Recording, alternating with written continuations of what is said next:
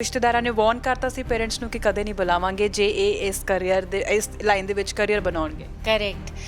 ਮੈਂ ਬਹੁਤ ਛੋਟੀ ਸੀਗੀ ਤਾਂ ਉਦੋਂ ਹੀ ਮੈਨੂੰ ਜਦੋਂ ਪੁੱਛਦੇ ਸੀ ਕੀ ਬਣੂੰਗੇ ਤਾਂ ਮੈਂ ਕਹਿੰਦੀ ਸੀ ਕਿ ਮੈਂ ਹੀਰੋਇਨ ਬਣੂੰਗੀ। ਜਦੋਂ ਮੈਂ ਕਿਹਾ ਕਿ ਮੈਂ ਆਪਣਾ ਕਰੀਅਰ ਇਹ ਬਣਾਉਂਗੀ, ਫਿਲਮ ਇੰਡਸਟਰੀ 'ਚ ਜਾਣਾ, ਮੈਂ ਹੀਰੋਇਨ ਬਣਨਾ ਹੈ, ਤੇ ਫਿਰ ਜਿਹੜੇ ਸਾਡੇ ਰਿਸ਼ਤੇਦਾਰ ਡੈਫੀਨੇਟਲੀ ਉਹਨਾਂ ਨੇ ਕਿਹਾ ਕਿ ਨਹੀਂ, ਮਤਲਬ ਸਾਡੀ ਕੁੜੀ ਸਰਦਾਰਨੀ ਪੰਜਾਬ ਇੰਡਸਟਰੀ 'ਚ ਜਾਊਗੀ।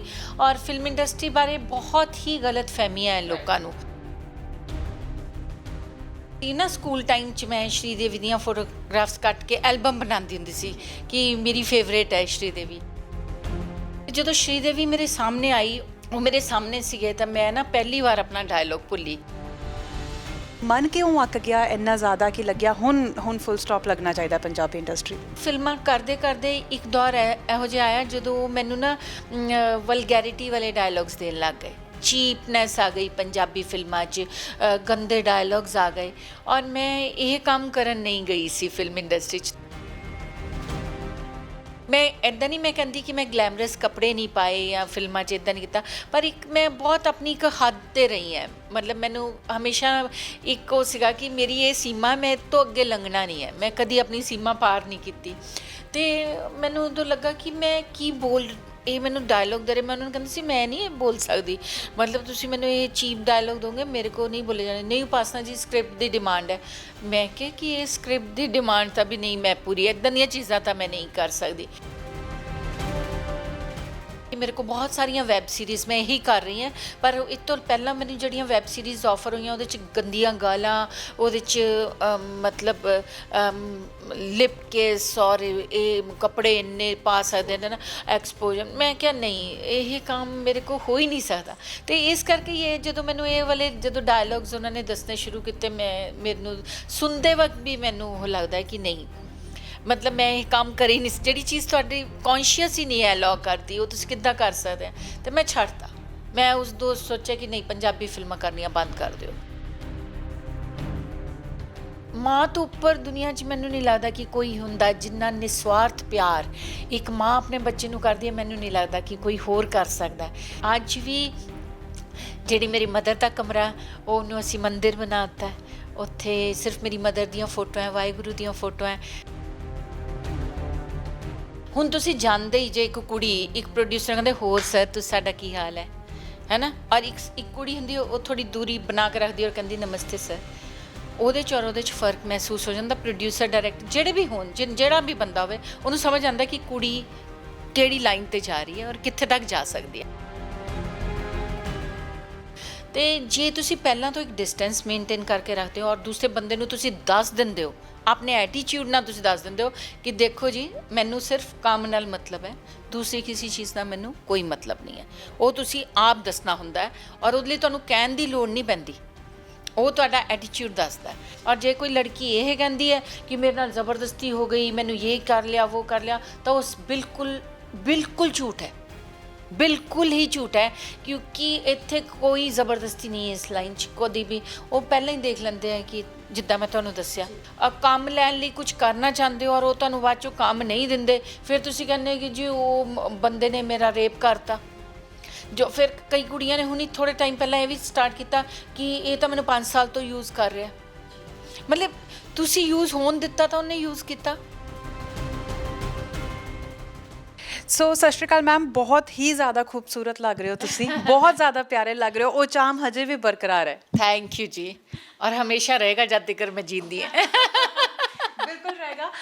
ਕਹਿੰਦੇ ਆ ਕਿ ਮੰਜੇ ਦੇ ਨਾਲ ਨਾ ਪਾਵੇ, ਮਤਲਬ ਮੰਜੇ ਦਾ ਜਿਹੜਾ ਪਾਵਾ ਹੁੰਦਾ ਉਹਦੇ ਨਾਲ ਉਮਰ ਬਣ ਲਈ, ਜਿਵੇਂ ਕਹਿ ਸਕਦੇ, ਤੁਹਾਡੇ ਲਈ ਬਿਲਕੁਲ ਸਹੀ ਪਰਫੈਕਟ ਬੈਠਦਾ।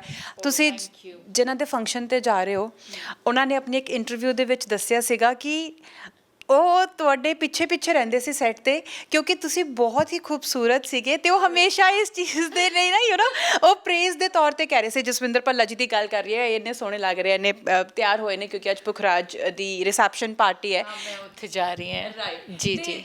ਜਸਵਿੰਦਰ ਭੱਲਾ ਜੀ ਤੋਂ ਚਲੋ ਸ਼ੁਰੂਆਤ ਕਰਦੇ ਹਾਂ ਕਿ ਆਪਾਂ ਜੇ ਦੂਰਦਰਸ਼ਨ ਦੀ ਗੱਲ ਕਰੀਏ ਜਾਂ ਆਪਾਂ TV ਸੀਰੀਅਲਸ ਦੀ ਗੱਲ ਕਰੀਏ, ਫਿਲਮਾਂ ਦੀ ਗੱਲ ਕਰੀਏ, ਕੈਰੀ ਔਨ ਜੱਟਾ ਜਾਂ ਫਿਰ ਜੇ ਕੈਰੀ ਔਨ ਜੱਟਾ 2 ਹੈ ਨਾ, ਬਹੁਤ ਸਾਰਿਆਂ ਉਹਨਾਂ ਦੀ ਕੈਮਿਸਟਰੀ ਰਹੀ ਹੈ। ਸੋ ਉਹ ਤਾਂ ਤੁਹਾਡੀ ਤਾਰੀਫ ਕਰਦੇ ਥੱਕ ਸਕਦੇ ਹੀ ਨਹੀਂ ਹੈ। ਐਂਡ ਉਹ ਕਿਉਂ, ਪੰਜਾਬੀ ਇੰਡਸਟਰੀ ਦੇ ਜਿੰਨੇ ਵੀ ਤੁਹਾਡੇ ਨਾਲ ਤੁਹਾਡੇ ਕੋ ਆਰਟਿਸਟ ਨੇ, ਸੋ ਸਾਡੇ ਸਾਰੇ ਹੀ ਤੁਹਾਡੀ ਬਿਊਟੀ ਦੇ ਨਾਲ ਨਾਲ ਤੁਹਾਡੀ ਐਕਟਿੰਗ ਸਕਿੱਲਸ ਦੇ ਬਹੁਤ ਤਾਰੀਫ ਕਰਦੇ ਆ, ਬਟ ਮੈਂ ਤੁਹਾਡੇ ਕੋਲੋਂ ਜਾਣਨਾ ਚਾਹਾਂਗੀ।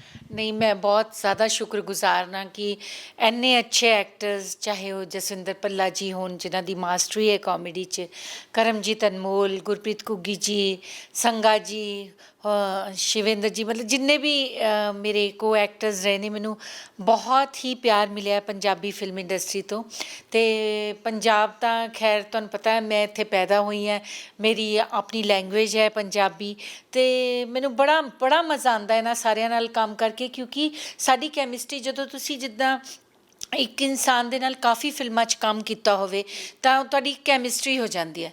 ਜਦੋਂ ਮੈਂ ਜਿੱਦਾਂ ਹਿੰਦੀ ਫਿਲਮਾਂ 'ਚ ਮੈਂ ਜੌਨੀ ਜੀ ਦੇ ਨਾਲ ਬਹੁਤ ਕੰਮ ਕੀਤਾ, ਰਾਜਪਾਲ ਦੇ ਨਾਲ, ਅਨੁਪਮ ਜੀ ਦੇ ਨਾਲ, ਤਾਂ ਉਹ ਇੱਕ ਕੈਮਿਸਟਰੀ ਤੁਹਾਨੂੰ ਸੈੱਟ ਹੋ ਜਾਂਦੀ ਹੈ ਨਾ। ਅਤੇ ਇੱਦਾਂ ਹੀ ਇਹਨਾਂ ਸਾਰਿਆਂ ਦੇ ਨਾਲ ਮੈਂ ਇੰਨਾ ਜ਼ਿਆਦਾ ਕੰਮ ਕਰ ਚੁੱਕੀ ਹਾਂ ਕਿ ਜਦੋਂ ਮੈਂ ਇੱਥੇ ਆਉਂਦੀ ਹਾਂ ਪੰਜਾਬ ਔਰ ਮੈਂ ਸਾਰਿਆਂ ਨਾਲ ਕੰਮ ਕਰ ਰਹੀ ਹੁੰਦੀ, ਮੈਨੂੰ ਇੱਦਾਂ ਲੱਗਦਾ ਜਿੱਦਾਂ ਮੇਰੀ ਫੈਮਿਲੀ ਹੈ, ਔਰ ਉਹ ਵੀ ਮੈਨੂੰ ਹਮੇਸ਼ਾ ਇੱਦਾਂ ਹੀ ਟਰੀਟ ਕਰਦੇ ਹੈ। ਔਰ ਥੈਂਕ ਯੂ ਸੋ ਮਚ, ਤੁਸੀਂ ਮੈਨੂੰ ਦੱਸਿਆ ਕਿ ਉਹ ਮੈਨੂੰ ਜੇ ਪਿੱਠ ਪਿੱਛੇ ਕੋਈ ਮੇਰੀ ਤਾਰੀਫ ਕਰਦਾ ਤਾਂ ਇਹਦਾ ਮਤਲਬ ਹੈ ਕਿ ਉਹ ਰੀਅਲ ਤਾਰੀਫ ਹੈ। ਤਾਰੀਫ ਕਰਾਉਣਾ ਮੈਨੂੰ ਬਹੁਤ ਪਸੰਦ ਹੈ। ਤੁਹਾਡੀ ਤਾਰੀਫ ਤਾਂ ਸਾਰੇ ਹੀ ਕਰਦੇ ਆ, ਜਿੱਦਾਂ ਕਿ ਅਸੀਂ ਸਾਰੇ ਜਾਣਦੇ ਹਾਂ ਕਿ ਹੁਸ਼ਿਆਰਪੁਰ ਦੇ ਤੁਸੀਂ ਹੈਗੇ ਹੋ, ਹੈ ਨਾ। ਸੋ 7-8 ਸਾਲ ਤੋਂ ਹੀ ਤੁਹਾਡੀ ਐਕਟਿੰਗ ਐਂਡ ਕਰੀਅਰ ਸਟਾਰਟ ਹੋ ਗਿਆ ਸੀਗਾ ਬੇਸਿਕਲੀ, ਕਿਉਂਕਿ ਤੁਸੀਂ ਚਾਹੁੰਦੇ ਸੀ। ਪਰ ਇੱਕ ਸਿੱਖ ਪਰਿਵਾਰ ਤੋਂ ਨਿਕਲ ਕੇ ਤੁਸੀਂ ਅੱਜ ਇਸ ਮੁਕਾਮ ਤੱਕ ਪਹੁੰਚੇ ਹੋ। ਰਿਸ਼ਤੇਦਾਰਾਂ ਨੇ ਵਾਰਨ ਕਰਤਾ ਸੀ ਪੇਰੈਂਟਸ ਨੂੰ ਕਿ ਕਦੇ ਨਹੀਂ ਬੁਲਾਵਾਂਗੇ ਜੇ ਇਹ ਇਸ ਕਰੀਅਰ ਦੇ, ਇਸ ਲਾਈਨ ਦੇ ਵਿੱਚ ਕਰੀਅਰ ਬਣਾਉਣਗੇ। ਕਰੈਕਟ। ਮੈਂ ਬਹੁਤ ਛੋਟੀ ਸੀਗੀ ਤਾਂ ਉਦੋਂ ਹੀ ਮੈਨੂੰ ਜਦੋਂ ਪੁੱਛਦੇ ਸੀ ਕੀ ਬਣੂੰਗੇ ਤਾਂ ਮੈਂ ਕਹਿੰਦੀ ਸੀ ਕਿ ਮੈਂ ਹੀਰੋਇਨ ਬਣੂੰਗੀ। ਔਰ ਉਦੋਂ ਨਾ ਹੈਲਨ ਜੀ ਦੇ ਗਾਣੇ ਵਾਣੇ ਮੈਂ ਕਾਫੀ ਦੇਖਦੀ ਸੀ, ਮੈਨੂੰ ਡਾਂਸ ਦਾ ਬੜਾ ਸ਼ੌਕ ਸੀ, ਅਤੇ ਮੈਨੂੰ ਹੈਲਨ ਤਾਂ ਨਹੀਂ ਕਹਿਣਾ ਆਉਂਦਾ ਸੀ, ਤਾਂ ਮੈਂ ਕਹਿੰਦੀ ਸੀ ਮੈਂ ਹਿਨਮਿਨ ਬਣੂੰਗੀ, ਹਿਨਮਿਨ। ਅਤੇ ਉਸ ਤੋਂ ਬਾਅਦ ਫਿਰ 7 ਸਾਲ ਦੀ ਉਮਰ ਤੋਂ ਹੀ ਮੈਂ ਜਲੰਧਰ ਦੂਰਦਰਸ਼ਨ 'ਚ ਜਿਵੇਂ ਕਿ ਬੱਚਿਆਂ ਦੇ ਰੋਲਸ ਕਰਨੇ ਸ਼ੁਰੂ ਕਰ ਦਿੱਤੇ। ਉਦੋਂ ਤੱਕ ਤਾਂ ਠੀਕ ਸੀਗਾ, ਜਦੋਂ ਮੈਂ ਕਿਹਾ ਕਿ ਮੈਂ ਆਪਣਾ ਕਰੀਅਰ ਇਹ ਬਣਾਉਂਗੀ, ਫਿਲਮ ਇੰਡਸਟਰੀ 'ਚ ਜਾਣਾ, ਮੈਂ ਹੀਰੋਇਨ ਬਣਨਾ, ਅਤੇ ਫਿਰ ਜਿਹੜੇ ਸਾਡੇ ਰਿਸ਼ਤੇਦਾਰ ਡੈਫੀਨੇਟਲੀ ਉਹਨਾਂ ਨੇ ਕਿਹਾ ਕਿ ਨਹੀਂ, ਮਤਲਬ ਸਾਡੀ ਕੁੜੀ ਸਰਦਾਰਨੀ ਪੰਜਾਬ ਇੰਡਸਟਰੀ 'ਚ ਜਾਊਗੀ। ਔਰ ਫਿਲਮ ਇੰਡਸਟਰੀ ਬਾਰੇ ਬਹੁਤ ਹੀ ਗਲਤ ਫਹਿਮੀਆਂ ਹੈ ਲੋਕਾਂ ਨੂੰ, ਮਤਲਬ ਹੁਣ ਵੀ ਹੈ। ਅਤੇ ਜਦੋਂ ਉਹਨਾਂ ਨੇ ਇਹ ਕਹਿਣਾ ਸ਼ੁਰੂ ਕੀਤਾ ਤਾਂ ਫਿਰ ਮੇਰੀ ਮਦਰ ਪਰ ਕਾਫੀ ਐਜੂਕੇਟਿਡ ਸੀਗੇ, ਉਹਨਾਂ ਨੇ ਉਸ ਟਾਈਮ BA ਕੀਤਾ ਜਦੋਂ ਕੁੜੀਆਂ ਪੜ੍ਹਦੀਆਂ ਨਹੀਂ ਸੀਗੀਆਂ, ਅਤੇ ਉਹਨਾਂ ਨੇ ਕਿਹਾ ਕਿ ਨਹੀਂ, ਮੇਰੀਆਂ ਬੱਚੀਆਂ, ਮੇਰੀਆਂ ਬੇਟੀਆਂ ਜੋ ਕਹੂਗੀਆਂ ਔਰ ਮੈਨੂੰ ਯਕੀਨ ਹੈ ਉਹਨਾਂ 'ਤੇ, ਅਤੇ ਉਹੀ ਕਰਨਗੀਆਂ ਜੋ ਉਹਨਾਂ ਦਾ ਦਿਲ ਚਾਹੇ।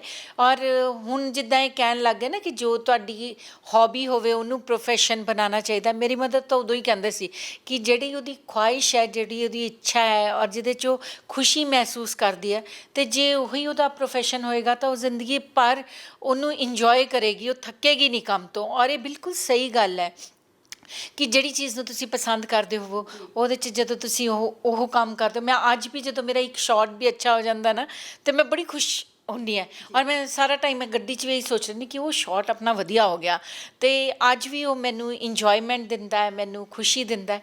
ਅਤੇ ਉਹੀ ਕੰਮ ਕਰੋ।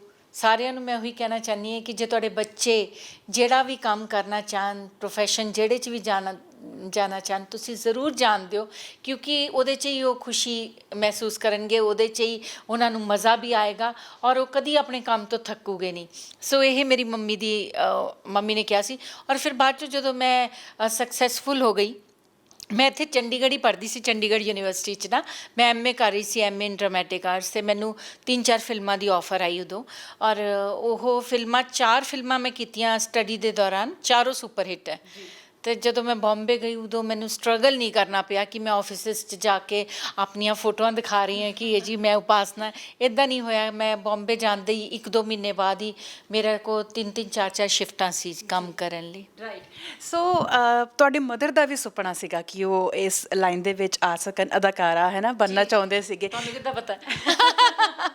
ਸੋ ਤੁਸੀਂ ਉਹਨਾਂ ਦਾ ਇਹ ਸੁਪਨਾ ਸਾਕਾਰ ਕੀਤਾ, ਸੋ ਇਸੇ ਲਈ ਉਹਨਾਂ ਦਾ ਅਤੇ ਤੁਹਾਡੀ ਵੱਡੀ ਸਿਸਟਰ ਦਾ ਬੜਾ ਵੱਡਾ ਯੋਗਦਾਨ ਰਿਹਾ। ਬਿਲਕੁਲ ਬਿਲਕੁਲ। ਅੱਛਾ, ਫਿਲਮਾਂ ਦੀ ਤੁਸੀਂ ਗੱਲ ਕੀਤੀ, ਬਾਲੀਵੁੱਡ ਦੀ ਗੱਲ ਕੀਤੀ, ਉਹ ਵੀ ਸਮਾਂ ਸੀਗਾ, ਤੁਸੀਂ ਜਿੱਦਾਂ ਹੈਲਨ ਜੀ ਦੀ ਗੱਲ ਕੀਤੀ ਹੈ ਨਾ, ਅਤੇ ਉਹ ਵੀ ਟਾਈਮ ਸੀ ਜਦੋਂ ਤੁਸੀਂ ਸ਼੍ਰੀ ਦੇਵੀ ਜੀ ਦੀ ਫੋਟੋਆਂ ਕੱਟ ਕੇ ਅਤੇ ਰੱਖਦੇ ਸੀ, ਔਰ ਉਹਨਾਂ ਨੇ ਤੁਹਾਨੂੰ ਆ ਕੇ ਕਿਹਾ ਸੀਗਾ ਕਿ ਤੁਸੀਂ ਬੈਸਟ ਐਕਟਰੈਸ ਹੋ। ਮੰਮੀ ਨੂੰ ਪਹਿਲਾਂ ਫੋਨ ਕੀਤਾ ਸੀ? ਬਿਲਕੁਲ ਬਿਲਕੁਲ। ਉਹ ਬਹੁਤ ਕਮਾਲ ਦਾ ਕਿੱਸਾ ਹੈ ਕਿ ਅਸੀਂ ਨਾ ਸਕੂਲ ਟਾਈਮ 'ਚ ਮੈਂ ਸ਼੍ਰੀ ਦੇਵੀ ਦੀਆਂ ਫੋਟੋਗ੍ਰਾਫਸ ਕੱਟ ਕੇ ਐਲਬਮ ਬਣਾਉਂਦੀ ਹੁੰਦੀ ਸੀ ਕਿ ਮੇਰੀ ਫੇਵਰੇਟ ਹੈ ਸ਼੍ਰੀ ਦੇਵੀ। ਤੇ ਫਿਰ ਜਦੋਂ ਮੈਂ ਉੱਥੇ ਚਲੀ ਗਈ ਬੰਬੇ ਤਾਂ ਮੈਨੂੰ ਇੱਕ ਫਿਲਮ ਦੀ ਆਫਰ ਆਈ, ਉਹਦਾ ਨਾਮ ਸੀ ਜੁਦਾਈ। ਔਰ ਉਹਨੂੰ ਰਾਜ ਕੰਵਰ ਜੀ ਡਾਇਰੈਕਟ ਕਰ ਰਹੇ ਸੀਗੇ ਅਤੇ ਅਨਿਲ ਕਪੂਰ ਜੀ ਸੀਗੇ ਉਹਦੇ 'ਚ, ਅਤੇ ਜੌਨੀ ਲੀਵਰ, ਪਰੇਸ਼ ਰਾਵਲ, ਸਾਰੇ ਬਹੁਤ ਵਧੀਆ ਐਕਟਰਸ, ਕਾਦਰ ਖਾਨ ਜੀ ਸੀਗੇ ਉਹਦੇ 'ਚ। ਅਤੇ ਉਹਨਾਂ ਨੇ ਮੈਨੂੰ ਕਿਹਾ ਕਿ ਤੁਹਾਡਾ ਡਬਲ ਰੋਲ ਹੈ ਇਹਦੇ 'ਚ, ਔਰ ਇੱਕ ਮਦਰ ਔਰ ਇੱਕ ਡਾਟਰ। ਅਤੇ ਜਿਹੜੀ ਡਾਟਰ ਹੈ ਉਹ ਗੂੰਗੀ ਹੈ, ਉਹ 3 ਹੀ ਵਰਡਸ ਬੋਲਦੀ ਹੈ, ਅੱਬਾ ਡੱਬਾ ਜੱਬਾ। ਔਰ ਜਿਹੜੀ ਮਦਰ ਹੈ ਉਹ ਬੋਲ ਸਕਦੀ ਹੈ। ਅਤੇ ਇੱਕ ਉਹ ਜੌਨੀ ਲੀਵਰ ਜੀ ਦੇ ਨਾਲ ਸੀਗੀ, ਔਰ ਇੱਕ ਪਰੇਸ਼ ਰਾਵਲ ਜੀ, ਔਰ ਦੋਨੋਂ ਹੀ ਗ੍ਰੇਟ ਐਕਟਰਸ, ਤੁਹਾਨੂੰ ਪਤਾ ਹੀ ਹੈ ਕਿੰਨੇ ਵਧੀਆ ਐਕਟਰਸ ਨੇ। ਅਤੇ ਮੈਂ ਉਹ ਫਿਲਮ ਜਦੋਂ ਕੀਤੀ, ਅਤੇ ਮੈਂ ਨਾ ਅੱਜ ਤੱਕ, ਕਿਉਂਕਿ ਮੈਂ ਬਹੁਤ ਛੋਟੀ ਉਮਰੇ ਸਟਾਰਟ ਕੀਤਾ ਸੀ, ਤਾਂ ਮੈਂ ਕਦੀ ਇੱਦਾਂ ਮੈਂ ਕਦੀ ਕੌਨਸ਼ੀਅਸ ਨਹੀਂ ਹੋਈ, ਕੈਮਰਾ ਕੌਨਸ਼ੀਅਸ, ਕਿਉਂਕਿ ਸ਼ੁਰੂਆਤ ਤੋਂ ਹੀ ਤੁਸੀਂ ਕੰਮ ਕਰ ਰਹੇ ਹੋ ਹੁੰਦੇ ਆ। ਅਤੇ ਜਦੋਂ ਸ਼੍ਰੀਦੇਵੀ ਮੇਰੇ ਸਾਹਮਣੇ ਆਈ, ਔਰ ਉਹ ਮਤਲਬ ਤੁਹਾਡੇ ਸਾਹਮਣੇ ਜਿਨ੍ਹਾਂ ਦੇ ਤੁਸੀਂ ਬਹੁਤ ਵੱਡੇ ਫੈਨ ਹੋ, ਹੈ ਨਾ, ਔਰ ਤੁਸੀਂ ਬਚਪਨ ਤੋਂ ਹੀ ਤੁਹਾਡਾ ਉਹ ਮਤਲਬ ਤੁਸੀਂ ਉਹ ਇੱਕ ਤਰ੍ਹਾਂ ਜਿੱਦਾਂ ਨਾ ਉਹਨੂੰ ਵਰਸ਼ਿਪ ਕਰਦੇ ਹੋ ਕਿ ਕਮਾਲ ਹੈ, ਪਰਫੈਕਸ਼ਨ ਦੀ ਹਾਈਟ ਸੀਗੇ ਉਹ। ਅਤੇ ਉਹ ਮੇਰੇ ਸਾਹਮਣੇ ਸੀਗੇ, ਤਾਂ ਮੈਂ ਨਾ ਪਹਿਲੀ ਵਾਰ ਆਪਣਾ ਡਾਇਲੋਗ ਭੁੱਲੀ। ਅਤੇ ਉਹ ਮੇਰਾ ਸੀਗਾ, ਉਹਦੇ 'ਚ ਮਦਰ ਬਣੀ ਵੀ ਸੀ ਮੈਂ, ਔਰ ਉਹ ਮੈਨੂੰ ਮੇਰੇ ਕੋਲ ਆਉਂਦੇ ਔਰ ਕਹਿੰਦੇ ਕਿ ਮੈਂ ਨਾ ਫਿਲਮ ਦੇਖਣ ਜਾ ਰਹੀ ਹਾਂ ਅਤੇ ਤੁਸੀਂ ਮੇਰੇ ਘਰ ਦਾ ਖਿਆਲ ਰੱਖਿਓ। ਤਾਂ ਮੇਰੀ 2 ਹੀ ਲਾਈਨਾਂ ਸੀਗੀਆਂ, ਮੈਂ ਉਹਨਾਂ ਨੂੰ ਕਹਿੰਦੀ ਕਿ ਕੋਈ ਗੱਲ ਨਹੀਂ, ਮੈਂ ਧਿਆਨ ਰੱਖੂੰਗੀ।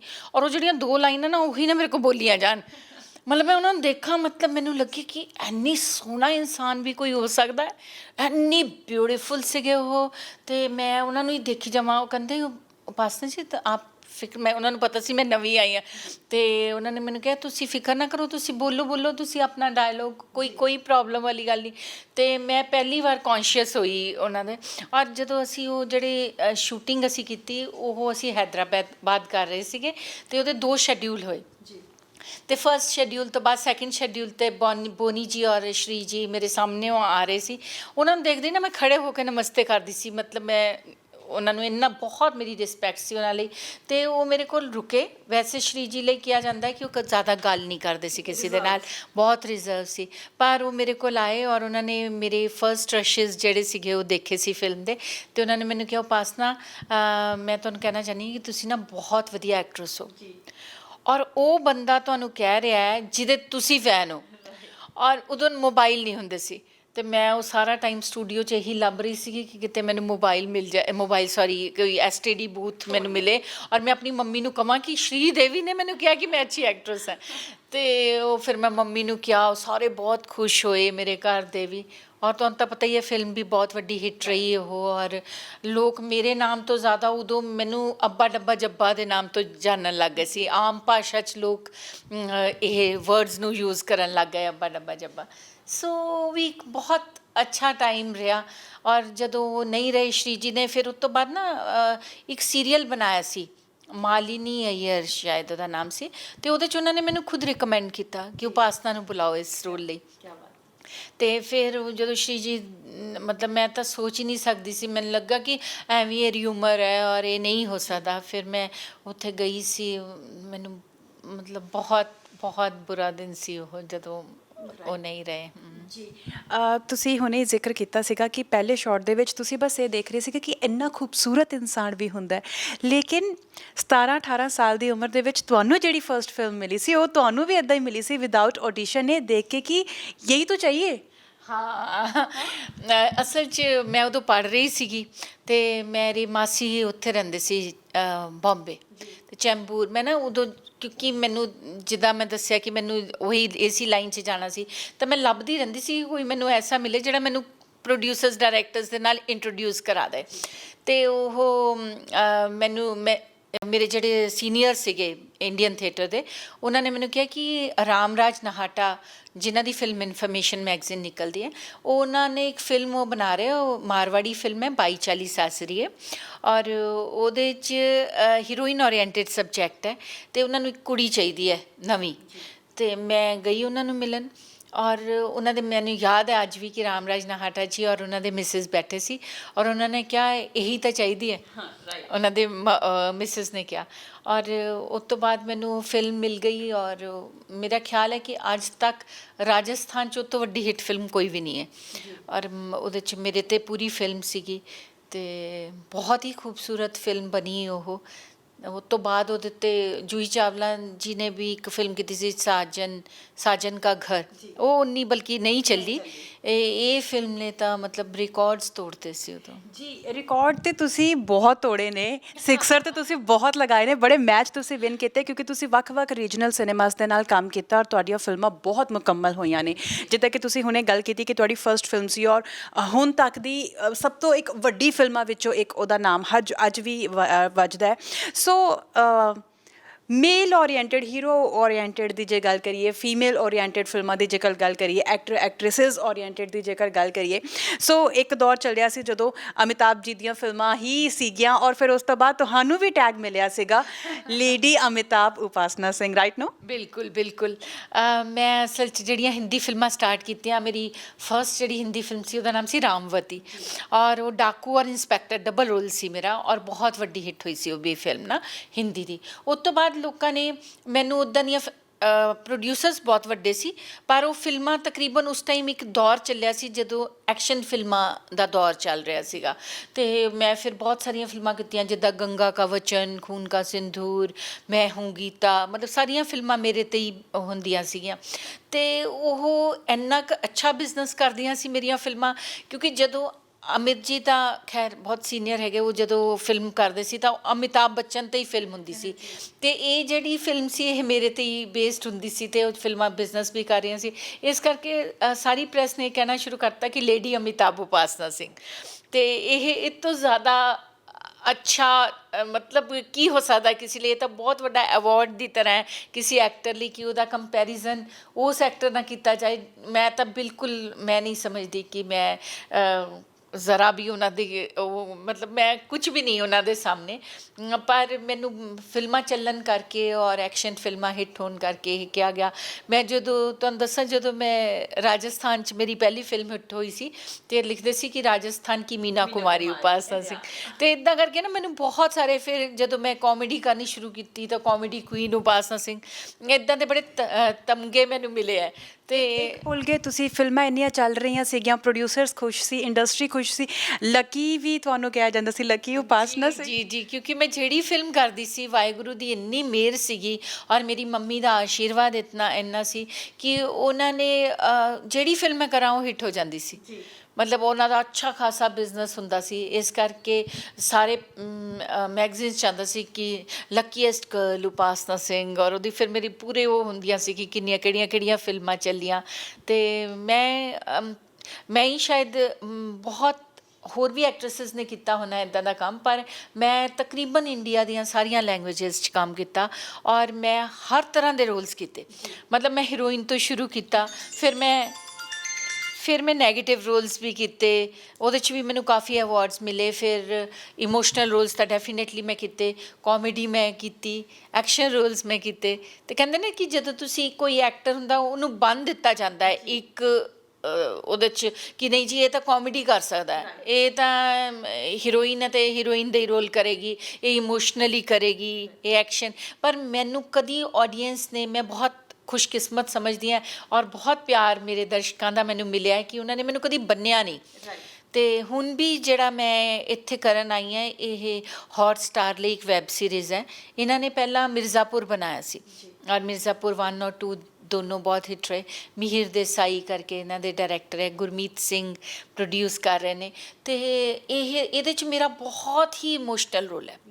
ਮਤਲਬ ਇਹਦੇ 'ਚ ਬਿਲਕੁਲ ਵੀ ਕਾਮੇਡੀ ਨਹੀਂ ਹੈ। ਮਤਲਬ ਤੁਸੀਂ ਮੈਨੂੰ ਦੇਖੋਗੇ ਅਤੇ ਇਹ ਮਤਲਬ ਮੇਰੇ ਖੁਦ ਕੇ ਲਈ ਵੀ ਬੜਾ ਸਰਪ੍ਰਾਈਜ਼ ਸੀ ਜਦੋਂ ਉਹਨਾਂ ਨੇ ਮੈਨੂੰ ਇਹ ਰੋਲ ਸੁਣਾਇਆ। ਅਤੇ ਮੈਂ ਸੋਚਿਆ ਕਿ ਕੁਛ ਸਾਲ ਤੋਂ ਮੈਂ ਲਗਾਤਾਰ ਕਾਮੇਡੀ ਕਰ ਰਹੀ ਹਾਂ ਔਰ ਮੈਂ ਜਿਹੜੀਆਂ ਆਪਣੀਆਂ ਫਿਲਮਾਂ ਵੀ ਬਣਾ ਰਹੀ ਹਾਂ ਉਹਦੇ 'ਚ ਵੀ ਮੈਂ ਕਾਮੇਡੀ ਕਰ ਰਹੀ ਹਾਂ, ਅਤੇ ਇਹਨਾਂ ਨੇ ਕਿੱਦਾਂ ਸੋਚਿਆ ਮੈਨੂੰ ਕਿ ਮੈਂ ਇੱਕ ਬਿਲਕੁਲ ਹੀ ਇਮੋਸ਼ਨਲ ਔਰ ਬਹੁਤ ਹੀ ਡਿਫਰੈਂਟ ਔਰ ਏਜ ਦਿਖਾਈ ਹੈ, ਮੈਨੂੰ ਬਿਮਾਰ ਦਿਖਾਇਆ, ਮੇਰੇ ਅੱਖਾਂ ਦੇ ਨੀਚੇ ਪੂਰੇ ਉਹਨਾਂ ਨੇ ਵਿਦਾਊਟ ਮੇਕਅਪ ਹੈ ਔਰ ਵਿਦਾਊਟ ਮੇਕਅਪ ਤੋਂ ਇਲਾਵਾ ਵੀ ਐਸਾ ਮੇਕਅਪ ਹੈ ਜਿਹਦੇ 'ਚ ਮੈਂ ਮਤਲਬ ਤੁਸੀਂ ਮੈਨੂੰ ਕਦੀ ਸ਼ਾਇਦ ਉੱਦਾਂ ਦੇਖਿਆ ਨਹੀਂ ਹੋਊਗਾ ਕਿ ਡਿਪਰੈਸ਼ਨਸ ਦਿੱਤੇ ਗਏ, ਪੂਰਾ ਲਾਈਨਸ ਬਣਾਈਆਂ ਗਈਆਂ ਮੱਥੇ 'ਤੇ, ਕਾਫੀ ਏਜ ਦਿਖਾਈ ਗਈ ਮੇਰੀ।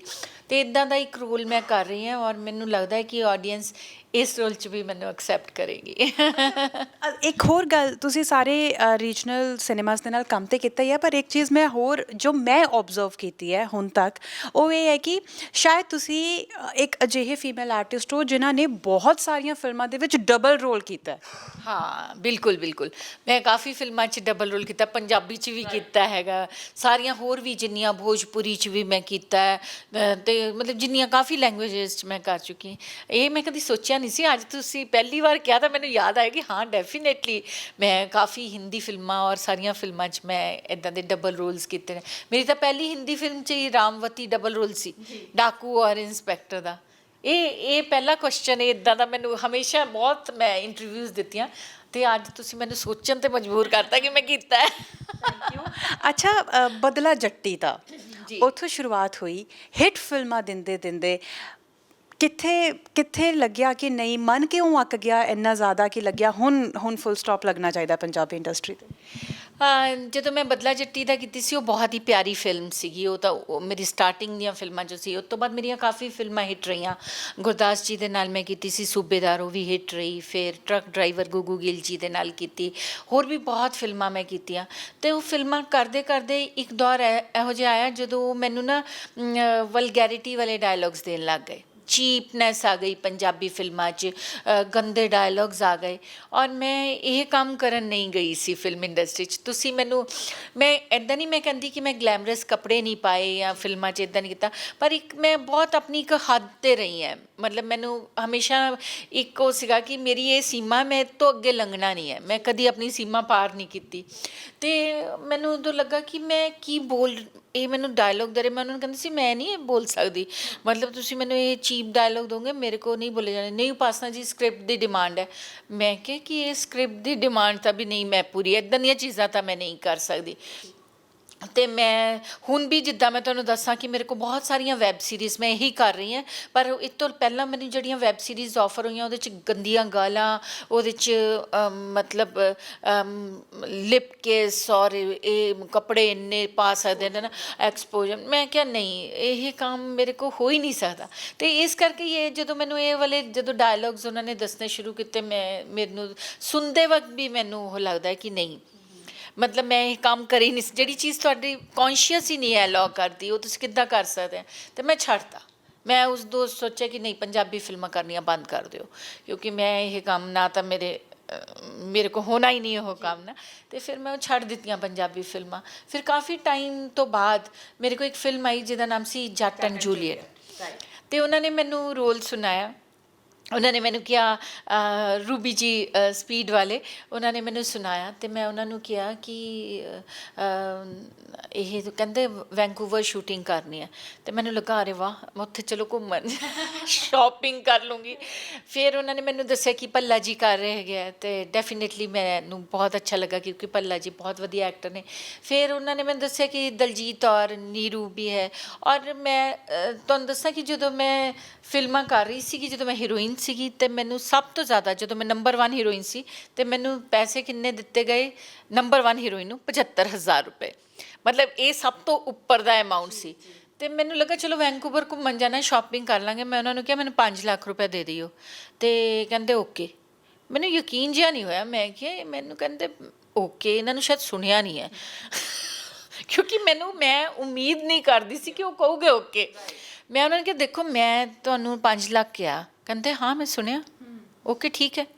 ਅਤੇ ਉਸ ਤੋਂ ਬਾਅਦ ਜਦੋਂ ਮੈਂ ਫਿਲਮ ਕਰਨ ਗਈ ਤਾਂ ਮੈਨੂੰ ਐਕਟਰਾਂ ਤੋਂ ਪਤਾ ਲੱਗਾ ਕਿ ਮੈਂ ਕਾਫੀ ਟਾਈਮ ਦਾ ਮੇਰਾ ਗੈਪ ਸੀ ਕਿ ਹੁਣ ਪੰਜਾਬੀ ਇੰਡਸਟਰੀ ਇੰਨੀ ਗਰੋ ਕਰ ਗਈ ਹੈ ਕਿ ਹੁਣ ਤਾਂ ਉੱਥੇ ਕਰੋੜਾਂ ਦੀ ਗੇਮ ਹੋ ਗਈ। ਇਹ ਉੱਥੇ ਤਾਂ ਕਰੋੜ ਰੁਪਏ ਮੰਗ ਰਹੇ ਲੋਕ, ਔਰ 50, 60, 70 ਲੱਖ ਰੁਪਇਆ ਆਮ ਹੀ ਹੋ ਗਿਆ।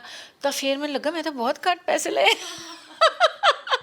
ਅਤੇ ਉਦੋਂ ਮੈਨੂੰ ਸਮਝ ਆਈ ਕਿ ਪੰਜਾਬੀ ਫਿਲਮ ਇੰਡਸਟਰੀ ਦਾ ਜਿਹੜਾ ਹੈਗਾ ਉਹ, ਔਰ ਮਿਆਰ ਇੰਨਾ ਉੱਚਾ ਹੋ ਗਿਆ। ਆਪਾਂ ਫਿਰ ਉਸ ਤੋਂ ਬਾਅਦ ਤਾਂ ਖੈਰ ਮੈਂ ਬਹੁਤ ਪੰਜਾਬੀ ਫਿਲਮਾਂ 'ਚ ਕੰਮ ਕੀਤਾ ਅਤੇ ਵਧੀਆ ਸਾਰੀਆਂ ਗਈਆਂ, ਬਹੁਤ ਵਧੀਆ ਬਿਜ਼ਨਸ ਵੀ ਹੋਏ। ਪਰ ਮੈਨੂੰ ਬੜੀ ਖੁਸ਼ੀ ਹੁੰਦੀ ਹੈ ਇਹ ਦੇਖ ਕੇ ਕਿ ਅੱਜ ਸਾਡੀ ਪੰਜਾਬੀ ਫਿਲਮ ਇੰਡਸਟਰੀ ਦੀਆਂ ਫਿਲਮਾਂ ਜਿਹੜੀਆਂ ਨਾ, ਉਹ ਹਿੰਦੀ ਤੋਂ ਜ਼ਿਆਦਾ ਬਿਜ਼ਨਸ ਕਰ ਰਹੀਆਂ। ਉਸ ਹੀ ਲੈਵਲ 'ਤੇ ਪੰਜਾਬੀ ਫਿਲਮਾਂ ਬਣ ਰਹੀਆਂ ਕਿ ਕਈ ਫਿਲਮਾਂ ਤਾਂ ਬਹੁਤ ਹੀ ਵਧੀਆ ਬਣੀਆਂ। ਅਤੇ ਮੈਂ ਵੀ ਫਿਰ ਹੁਣ ਤੁਹਾਨੂੰ ਪਤਾ ਹੀ ਹੈ ਕਿ 2 ਪੰਜਾਬੀ ਫਿਲਮਾਂ ਬਣਾਈਆਂ। ਇੱਕ ਦਾ ਨਾਮ ਹੈ ਬਾਈ ਜੀ ਕੁੱਟਣਗੇ, ਅਰੇ ਤਾਂ ਪਤਾ ਹੈ ਤੁਹਾਨੂੰ। ਅਤੇ ਉਹਦੇ 'ਚ ਦੇਵ ਖਰੋੜ ਜੀ ਹੀਰੋ ਹੈ ਔਰ ਮੇਰਾ ਬੇਟਾ ਨਾਨਕ ਹੀਰੋ ਹੈ। ਫਿਰ ਗੁਰਪ੍ਰੀਤ ਘੁੱਗੀ ਜੀ ਹੈ, ਹੌਬੀ ਧਾਰੀਵਾਲ ਹੈ, ਸਮੀਪ ਕੰਗ ਜੀ ਡਾਇਰੈਕਟਰ ਹੈਗੇ, ਔਰ ਇੱਕ ਫਿਲਮ ਮੈਂ ਵੀ ਡਾਇਰੈਕਟ ਕੀਤੀ ਹੈ ਯਾਰਾਂ ਦੀਆਂ ਪੌਂ-12, ਉਹਦੇ 'ਚ ਨਾਨਕ ਹੈ ਮੇਰਾ ਬੇਟਾ। ਅਤੇ ਵਧੀਆ, ਬਹੁਤ ਵਧੀਆ ਫਿਲਮਾਂ ਦੋਨੋਂ ਬਣੀਆਂ ਨੇ। ਅਤੇ ਮੈਂ ਵੀ ਇਹ ਸੋਚਿਆ ਕਿ ਹੁਣ ਕਿਉਂਕਿ ਮੈਂ ਸਟਾਰਟ ਵੀ ਆਪਣੀ ਮਾਂ ਬੋਲੀ ਤੋਂ ਕੀਤਾ ਸੀ, ਅਤੇ ਜਦੋਂ ਮੈਂ ਨਾਨਕ ਨੂੰ ਕਿਹਾ ਕਿ ਨਾਨਕ ਤੂੰ ਕਿਹੜੀ ਫਿਲਮ ਕਰਨਾ ਚਾਹੁੰਦਾ ਪਹਿਲਾਂ, ਕਿਉਂਕਿ ਉਹ ਤਾਂ ਉੱਥੇ ਹੀ ਪੈਦਾ ਹੋਇਆ, ਅਤੇ ਉਹਨੇ ਕਿਹਾ ਕਿ ਮੈਂ ਵੀ ਮਾਂ ਬੋਲੀ ਕਰੂੰਗਾ। ਸਭ ਤੋਂ ਪਹਿਲਾਂ ਤੁਸੀਂ ਵੀ ਤਾਂ ਉਹੀ ਕੀਤੀ ਸੀ। ਹਾਂ, ਅਤੇ ਮੈਂ ਤੁਹਾਨੂੰ ਦੱਸਾਂ ਕਿ ਨਾਨਕ ਕਿਉਂਕਿ ਉੱਥੇ ਬੰਬੇ ਹੀ ਪੈਦਾ ਹੋਇਆ, ਪਰ ਉਹ ਪੰਜਾਬੀ ਲਿਖਦਾ ਵੀ ਹੈ, ਉਹ ਪੰਜਾਬੀ ਪੜ੍ਹ ਵੀ ਸਕਦਾ ਹੈ, ਉਹ ਬੋਲਦਾ ਵੀ ਹੈ ਪੰਜਾਬੀ। ਸੋ ਬਹੁਤ ਅੱਛਾ ਉਹਨੇ ਕੰਮ ਕੀਤਾ ਹੈ, ਬਚਪਨ ਤੋਂ ਕਾਫੀ ਅਵਾਰਡਸ ਲੈ ਚੁੱਕਾ ਹੈ। ਕੀ ਹੁੰਦਾ ਕਿ ਜਦੋਂ ਇੱਕ ਐਕਟਰ ਦਾ ਬੱਚਾ ਫਿਲਮਾਂ 'ਚ ਆਉਂਦਾ ਨਾ, ਉਦੋਂ ਲੋਕਾਂ ਨੂੰ ਲੱਗਦਾ ਕਿ ਇਹਨੂੰ ਐਵੇਂ ਹੀ ਰੱਖ ਲਿਆ ਹੋਣਾ, ਕਿਉਂਕਿ ਸ਼ਾਇਦ ਨਾ ਟੈਲੈਂਟਡ ਹੋਵੇ। ਇਸ ਕਰਕੇ ਉਹ ਫਿਲਮਾਂ ਮੈਂ ਖੁਦ ਪ੍ਰੋਡਿਊਸ ਇਸ ਕਰਕੇ ਕੀਤੀਆਂ ਕਿ ਮੈਂ ਇਹ ਦਿਖਾਉਣਾ ਚਾਹੁੰਦੀ ਹਾਂ ਕਿ ਨਹੀਂ, ਉਹ ਡੈਫੀਨੇਟਲੀ ਟੈਲੈਂਟਡ ਹੈ। ਉਹਦੇ ਕੋਲ ਇੰਨੇ ਅਵਾਰਡਸ ਉਹਨੇ ਬਚਪਨ ਤੋਂ ਜਿੱਤੇ ਹੈ, ਆਪਣੀ ਐਕਟਿੰਗ 'ਚ, ਆਪਣੇ ਡਾਂਸ 'ਚ, ਆਪਣੇ ਮਤਲਬ ਕਦੀ ਗਿਟਾਰ 'ਚ, ਔਰ ਉਹ ਮਤਲਬ ਬਹੁਤ ਬ੍ਰਿਲੀਅੰਟ ਐਕਟਰ ਹੈ। ਅਤੇ ਮੈਂ ਦਿਖਾਉਣਾ ਚਾਹੁੰਦੀ ਸੀ ਸਾਰਿਆਂ ਨੂੰ ਕਿ ਇਹਨੂੰ ਐਵੇਂ ਨਹੀਂ ਲਿਆਇਆ ਗਿਆ, ਇਹ ਟੈਲੈਂਟਡ ਹੈ ਔਰ ਇਹ ਡਿਜ਼ਰਵ ਕਰਦਾ। ਔਰ ਮੈਨੂੰ ਲੱਗਦਾ ਹੈ ਕਿ ਆਡੀਅנס ਉਹਨੂੰ ਬਹੁਤ ਪਿਆਰ ਕਰਨ ਵਾਲੀ ਹੈ। ਡੈਫੀਨੇਟਲੀ, ਕਿਉਂਕਿ ਪੰਜਾਬ ਦੀ ਧੀ ਬੰਬੇ ਜਾ ਕੇ ਨਾਮ ਚਮਕਾ ਕੇ ਆਈ ਹੈ ਪੰਜਾਬ ਦਾ, ਔਰ ਹਜੇ ਵੀ ਸਟਿਲ ਤੁਹਾਡਾ ਨਾਮ ਜਿਹੜਾ ਹੈ ਉੱਥੇ ਬਹੁਤ ਰਿਸਪੈਕਟਫੁਲੀ ਲਿਆ ਜਾਂਦਾ ਹੈ ਜਦੋਂ ਅੱਛੇ ਐਕਟਰਸ ਦੀ ਗੱਲ ਆਉਂਦੀ ਹੈ।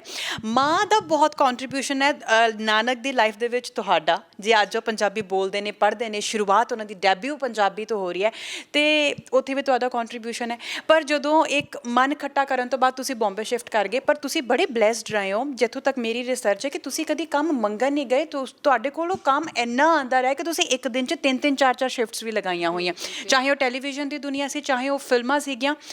ਮਾਂ ਨੇ ਹੀ ਕਿਹਾ ਕਿ ਵਾਪਸ ਤੈਨੂੰ ਪੰਜਾਬੀ ਸਿਨੇਮਾ ਨੂੰ ਇੱਕ ਚਾਂਸ ਦੇਣਾ ਚਾਹੀਦਾ ਹੈ, ਕਿਉਂਕਿ ਜੇ ਤੁਸੀਂ ਪੰਜਾਬੀ ਮਾਂ ਬੋਲੀ ਤੇ ਸੱਭਿਆਚਾਰ ਦੇ ਨਹੀਂ ਹੋਏ ਤਾਂ ਤੁਸੀਂ ਕਾਹਦੇ ਇਨਸਾਨ ਹੋਏ। ਬਿਲਕੁਲ ਬਿਲਕੁਲ। ਮੈਂ ਜਦੋਂ ਸ਼ੁਰੂਆਤ ਕੀਤੀ ਸੀ, ਜਿਵੇਂ ਮੈਂ ਤੁਹਾਨੂੰ ਦੱਸਿਆ, ਅਤੇ ਉਦੋਂ ਮੇਰੇ ਮੰਮੀ ਨੇ ਇਹ ਮੈਨੂੰ ਕਿਹਾ ਸੀ ਕਿ ਮੇਰਾ ਨਿਕਨੇਮ ਬੇਬੀ ਹੈ। ਉਹਨਾਂ ਨੇ ਕਿਹਾ ਬੇਬੀ ਤੂੰ ਕੋਈ ਵੀ ਲੈਂਗੁਏਜ ਫਿਲਮ ਕਰੀ, ਪਰ ਜਦੋਂ ਪੰਜਾਬੀ ਆ ਜਾਏ ਨਾ, ਉਹਨੂੰ ਨਾ ਛੱਡੀ। ਅਤੇ ਮੇਰੇ ਕੋਲ ਕਈ ਵਾਰ ਇੱਦਾਂ ਵੀ ਹੋਇਆ ਕਿ ਹਿੰਦੀ ਫਿਲਮਾਂ ਮੇਰੇ ਕੋਲ ਹੁੰਦੀਆਂ ਸੀ ਔਰ ਸੇਮ ਡੇਟਸ ਕਲੈਸ਼ ਕਰ ਜਾਂਦੀਆਂ ਹੁੰਦੀਆਂ ਸੀ, ਕਿਉਂਕਿ ਫਿਲਮਾਂ ਬਹੁਤ ਹੋ ਗਈਆਂ ਸੀ ਮੇਰੇ ਕੋਲ। ਪਰ ਮੈਂ ਮੰਮੀ ਨਾਲ, ਕਿਉਂਕਿ ਔਰ ਮੇਰੀ ਮਾਂ ਬੋਲੀ ਨਾਲ ਡੈਫੀਨੇਟਲੀ ਮੈਨੂੰ ਬਹੁਤ ਜ਼ਿਆਦਾ ਪਿਆਰ ਹੈ, ਅਤੇ ਮੈਂ ਉਹ ਨਹੀਂ ਛੱਡਿਆ। ਪੰਜਾਬੀ ਫਿਲਮਾਂ ਕਰਕੇ ਮੈਂ ਹਿੰਦੀ ਜ਼ਰੂਰ ਛੱਡਦੀ ਹਾਂ, ਪਰ ਹਿੰਦੀ ਕਰਕੇ ਮੈਂ ਕਦੀ ਪੰਜਾਬੀ ਨਹੀਂ ਛੱਡੀ। ਸੋ ਮੰਮੀ ਨੂੰ ਵੀ ਬਹੁਤ ਰਿਹਾ ਆਪਣੀ ਲੈਂਗੁਏਜ ਦੇ ਨਾਲ। ਅਤੇ ਹੁਣ ਮਤਲਬ ਮੇਰਾ ਕੰਟਰੀਬਿਊਸ਼ਨ ਨਾਨਕ ਲਈ ਉਹ ਨਹੀਂ ਰਿਹਾ ਕਿ ਮੈਂ ਤਾਂ ਉਹਨੂੰ ਸਿਰਫ ਮੈਂ ਦੇਖਣਾ ਚਾਹੁੰਦੀ ਸੀ ਕਿ ਉਹ ਕਿਹੜੀਆਂ ਟਾਈਪ ਦੀਆਂ ਫਿਲਮਾਂ ਕਰਨਾ ਚਾਹੁੰਦਾ ਹੈ, ਕਿੱਦਾਂ ਦੀ, ਅਤੇ ਉਹਨੇ ਵੀ ਉਹੀ ਪ੍ਰੈਫਰ ਕੀਤਾ। ਮਤਲਬ ਜਿੱਦਾਂ ਮੇਰੀ ਮਦਰ ਚਾਹੁੰਦੇ ਸੀਗੇ ਕਿ ਨਹੀਂ, ਔਰ ਮੰਮੀ ਨੇ ਹੀ ਉਹਦਾ ਨਾਮ ਨਾਨਕ ਰੱਖਿਆ ਸੀ। ਅਤੇ ਮੈਨੂੰ ਅੱਜ ਲੋਕ ਕਹਿੰਦੇ ਕਿ ਤੁਸੀਂ ਨਾਨਕ ਇਸ ਕਰਕੇ ਰੱਖਿਆ ਕਿ ਉਹ ਪੰਜਾਬ 'ਚ ਮਤਲਬ ਫਿਲਮ ਕਰ ਰਿਹਾ, ਇਸ ਕਰਕੇ। ਤਾਂ ਮੈਂ ਉਹਨਾਂ ਨੂੰ ਇਹ ਦੱਸਣਾ ਚਾਹੁੰਦੀ ਹਾਂ ਕਿ ਨਹੀਂ, ਮੇਰੀ ਮਦਰ ਨੇ ਜਦੋਂ ਪੈਦਾ ਹੋਇਆ ਔਰ ਨਾਨਕ ਨਾ ਮੰਮੀ ਨੇ ਦੇਖਿਆ ਉਹਨੂੰ, ਤਾਂ ਉਹ ਹੱਸ ਰਿਹਾ ਸੀ। ਮੰਮੀ ਨੇ ਕਿਹਾ ਘਰ ਨਾਨਕ ਆਇਆ, ਅਤੇ ਉਦੋਂ ਤੋਂ ਉਹਦਾ ਨਾਮ ਨਾਨਕ ਹੀ ਹੈ। ਅਤੇ ਉਹ ਇੰਨਾ ਕੁ ਅੱਛਾ ਇਨਸਾਨ ਹੈ, ਉਹ ਸ਼ਾਇਦ ਉਹ ਨਾਮ ਦਾ ਇੰਨਾ ਅਸਰ ਹੈ ਉੱਤੇ ਕਿ ਉਹ ਬਚਪਨ 'ਚ ਜਦੋਂ ਸਕੂਲ 'ਚ ਨਾ ਜਾਂਦਾ ਹੈ ਕਿ ਅਸੀਂ ਦਿੰਦੇ ਸੀ ਉਹਨੂੰ ਪੈਸੇ ਕਿ ਤੂੰ ਕੁਛ ਖਾ ਲਈ ਜਾਂ ਕੁਝ ਕੈਂਟੀਨ 'ਚ ਲੈ ਲਈ, ਤਾਂ ਫਿਰ ਉਹਨੇ ਕਹਿਣਾ ਕਿ ਪਹਿਲਾਂ ਮੈਨੂੰ ਨਾ ਜ਼ਿਆਦਾ ਪੈਸੇ ਦਿਓ। ਮੈਂ ਕਿਹਾ ਜ਼ਿਆਦਾ ਕੀ ਕਰਨੇ ਆ ਪੈਸੇ? ਉਹ ਕਹਿੰਦਾ ਮੈਂ ਪੂਰੀ ਕਲਾਸ ਨੂੰ ਖਿਲਾਊਂਗਾ। ਹਾਂ, ਮਤਲਬ ਉਸ ਤੋਂ ਬਾਅਦ ਉਹਦੇ ਟੀਚਰਸ ਦੇ ਮੈਨੂੰ ਕਈ ਵਾਰ ਫੋਨ ਆਉਣੇ, ਉਹਨਾਂ ਨੇ ਕਹਿਣਾ ਕਿ ਉਪਾਸਨਾ ਜੀ ਤੁਹਾਡਾ ਜਿਹੜਾ ਬੇਟਾ ਹੈ ਨਾ ਬੱਚਿਆਂ ਨੂੰ ਵਿਗਾੜ ਰਿਹਾ। ਮੈਂ ਕਿਹਾ ਕਿਉਂ? ਮੈਂ ਡਰ ਗਈ। ਮੈਂ ਕਿਹਾ ਕਿਉਂ? ਕਹਿੰਦੇ ਉਹ ਆਪ ਜੋ ਖਾਂਦਾ ਨਾ ਉਹ ਸਾਰੀ ਕਲਾਸ ਨੂੰ ਫਿਰ ਖਿਲਾਉਂਦਾ, ਔਰ ਫਿਰ ਇੱਦਾਂ ਤੁਸੀਂ ਇੰਨੇ ਪੈਸੇ ਕਿਉਂ ਦਿੰਦੇ ਹੋ ਉਹਨੂੰ ਨਾ? ਪਰ ਉਹ ਕਹਿੰਦਾ ਸੀ ਨਹੀਂ ਤਾਂ ਫਿਰ ਮੈਂ ਨਹੀਂ ਖਾਊਂਗਾ। ਫਿਰ ਉਹ ਕੀ ਕਰਦਾ, ਜਿੱਦਾਂ ਜਦੋਂ ਛੋਟਾ ਸੀ, ਬਾਹਰੋਂ ਬੱਚਿਆਂ ਨੂੰ ਉਹਨੂੰ ਅਸੀਂ ਸਾਈਕਲ ਲੈ ਕੇ ਦਿੱਤਾ, ਤਾਂ ਬਾਹਰੋਂ ਛੋਟੇ ਛੋਟੇ ਬੱਚਿਆਂ ਨੂੰ ਬੁਲਾ ਲੈਂਦਾ ਸੀ, ਸਾਈਕਲ ਤੋਂ ਉਹਨਾਂ ਨੂੰ ਝੂਟੇ ਦਿੰਦਾ ਸੀ। ਮਤਲਬ ਜਿਹੜੇ ਬਾਹਰ ਬੱਚੇ ਵਿਚਾਰੇ ਨਹੀਂ ਕਰ ਸਕਦੇ, ਕਹਿੰਦਾ ਫਿਰ ਇਹਨਾਂ ਨੂੰ ਕੌਣ ਦੇਊਗਾ? ਇੱਦਾਂ ਦੀ ਇੱਕ ਗੱਲ ਨਹੀਂ, ਬਹੁਤ ਸਾਰੀਆਂ ਗੱਲਾਂ ਉਹਦੇ ਨਾਲ ਜੁੜੀਆਂ ਹੋਈਆਂ। ਸ਼ਾਇਦ ਉਹ, ਮੈਂ ਕਹਿੰਦੀ ਵਾਹਿਗੁਰੂ ਦੇ ਨਾਮ ਦਾ ਅਸਰ ਹੈ ਕਿ ਉਹ ਇੰਨਾ ਨਾਈਸ ਹੈ। ਔਰ ਤੁਹਾਡੀ ਮਦਰ ਦਾ ਤੁਹਾਡੀ ਲਾਈਫ ਦੇ ਵਿੱਚ ਬਹੁਤ ਇੰਪੈਕਟ ਹੈ, ਐਂਡ ਉਹ ਵੀ ਪਲ ਸੀ ਜਦੋਂ ਤੁਸੀਂ ਟੁੱਟ ਗਏ ਸੀ, ਜਦੋਂ ਤੁਸੀਂ ਪੂਰਾ ਦਿਨ ਸ਼ੂਟ ਕਰਦੇ ਸੀ ਔਰ ਪੂਰੀ ਰਾਤ ਰੋਂਦੇ ਸੀ। ਡੈਫੀਨੇਟਲੀ ਮੈਨੂੰ ਜੇ ਕੋਈ ਕਵੇ ਕਿ ਤੂੰ ਆਪਣੀ ਜ਼ਿੰਦਗੀ 'ਚ ਸਭ ਤੋਂ ਜ਼ਿਆਦਾ ਪਿਆਰ ਕਿਹਨੂੰ ਕੀਤਾ ਹੈ, ਅਤੇ ਅੱਜ ਵੀ ਮੈਂ ਕਹੂੰਗੀ ਕਿ ਆਪਣੀ ਮਾਂ ਤੋਂ ਜ਼ਿਆਦਾ ਮੈਂ ਕਿਸੇ ਨੂੰ ਪਿਆਰ ਨਹੀਂ ਕੀਤਾ, ਕਿਉਂਕਿ ਉਹੀ ਮੇਰੀ ਸਭ ਤੋਂ ਅੱਛੀ ਗਾਈਡ, ਮੇਰੀ ਫਰੈਂਡ ਔਰ ਮੇਰੀ ਸਭ ਕੁਛ। ਤੇ ਮੈਨੂੰ ਜੇ ਕੋਈ ਕਵੇ ਕਿ ਇੱਧਰ ਰੱਬ ਹੈ ਤੇ ਇੱਧਰ ਮਾਂ ਹੈ, ਤਾਂ ਮੈਂ ਕਹੂੰਗੀ ਪਹਿਲਾਂ ਮਾਂ ਨੂੰ ਪ੍ਰਣਾਮ ਹੈ। ਇੰਨਾ ਜ਼ਿਆਦਾ ਮੇਰਾ ਉਹਨਾਂ ਨਾਲ ਅਟੈਚਮੈਂਟ ਰਿਹਾ। ਔਰ ਬਹੁਤ ਹੀ ਘੱਟ ਉਮਰ ਦੇ ਸੀਗੇ, ਘੱਟ ਮਤਲਬ ਕਿ 63 ਦੇ ਸੀ ਉਹ ਜਦੋਂ ਉਹਨਾਂ ਦੀ ਡੈਥ ਹੋ ਗਈ। ਅਤੇ ਉਹਨਾਂ ਨੂੰ ਹਾਰਟ ਅਟੈਕ ਆਇਆ ਇੱਕ ਦਿਨ ਅਚਾਨਕ। ਫਿਰ ਮੈਨੂੰ ਲੱਗਾ, ਉਸ ਦਿਨ ਮੈਂ ਲਿਖਿਆ ਆਪਣੀ ਡਾਇਰੀ 'ਚ, ਮੈਂ ਅੱਜ ਵੀ ਬੋਲਦੀ ਹਾਂ ਨਾ ਮੇਰਾ ਅਤੇ ਡਾਇਰੀ 'ਚ ਮੈਂ ਲਿਖਿਆ ਕਿ ਅੱਜ ਜ਼ਿੰਦਗੀ ਖਤਮ ਹੋ ਗਈ। ਅਤੇ ਉਸ ਤੋਂ ਬਾਅਦ ਮਤਲਬ ਮੈਨੂੰ ਕਦੀ, ਜਿੱਦਾਂ ਮੈਂ ਬਹੁਤ ਚੂਜ਼ੀ ਰਹੀ ਖਾਣੇ 'ਚ ਸਟਾਰਟਿੰਗ 'ਚ ਨਾ, ਮੈਂ ਕਿ ਆਹ ਨਹੀਂ ਖਾਊਂਗੀ, ਮੰਮੀ ਮੈਨੂੰ ਇਹ ਨਹੀਂ ਖਾਣਾ, ਤੁਸੀਂ ਇਹ ਕਿਉਂ ਬਣਵਾਤਾ, ਇਹ ਕੀ। ਔਰ ਉਸ ਦਿਨ ਮੇਰੀ ਸਾਰੀਆਂ ਚੋਇਸਿਸ ਖਤਮ ਹੋ ਗਈਆਂ। ਮਤਲਬ ਅੱਜ ਮੈਨੂੰ ਤੁਸੀਂ ਕੁਛ ਵੀ ਖਿਲਾ ਦਿਓ, ਮੈਨੂੰ ਸਾਰੀਆਂ ਚੀਜ਼ਾਂ ਠੀਕ ਲੱਗਦੀਆਂ। ਅਤੇ ਮਤਲਬ ਮੈਂ ਇੱਦਾਂ ਨਹੀਂ ਕਹੂੰਗੀ ਕਿ ਨਹੀਂ ਮੈਂ ਆਹ ਨਹੀਂ ਖਾਊਂਗੀ, ਵੋ ਨਹੀਂ ਕਰੂੰਗੀ, ਇਹ ਨਹੀਂ। ਔਰ ਮਾਂ ਤੋਂ ਉੱਪਰ ਦੁਨੀਆ 'ਚ ਮੈਨੂੰ ਨਹੀਂ ਲੱਗਦਾ ਕਿ ਕੋਈ ਹੁੰਦਾ ਜਿੰਨਾ ਨਿਸਵਾਰਥ ਪਿਆਰ ਇੱਕ ਮਾਂ ਆਪਣੇ ਬੱਚੇ ਨੂੰ ਕਰਦੀ ਹੈ, ਮੈਨੂੰ ਨਹੀਂ ਲੱਗਦਾ ਕਿ ਕੋਈ ਹੋਰ ਕਰ ਸਕਦਾ। ਅਤੇ ਮੰਮੀ ਨਾਲ ਮੇਰੀ ਕਾਫੀ ਅਟੈਚਮੈਂਟ ਰਹੀ। ਫਿਰ ਜਦੋਂ ਉਹ ਚਲੇ ਗਏ ਇੱਕ ਦਿਨ ਅਚਾਨਕ, ਤਾਂ ਫਿਰ ਮੈਨੂੰ ਸਾਰੀ ਰਾਤ ਨੀਂਦ ਨਹੀਂ ਆਉਂਦੀ ਸੀ।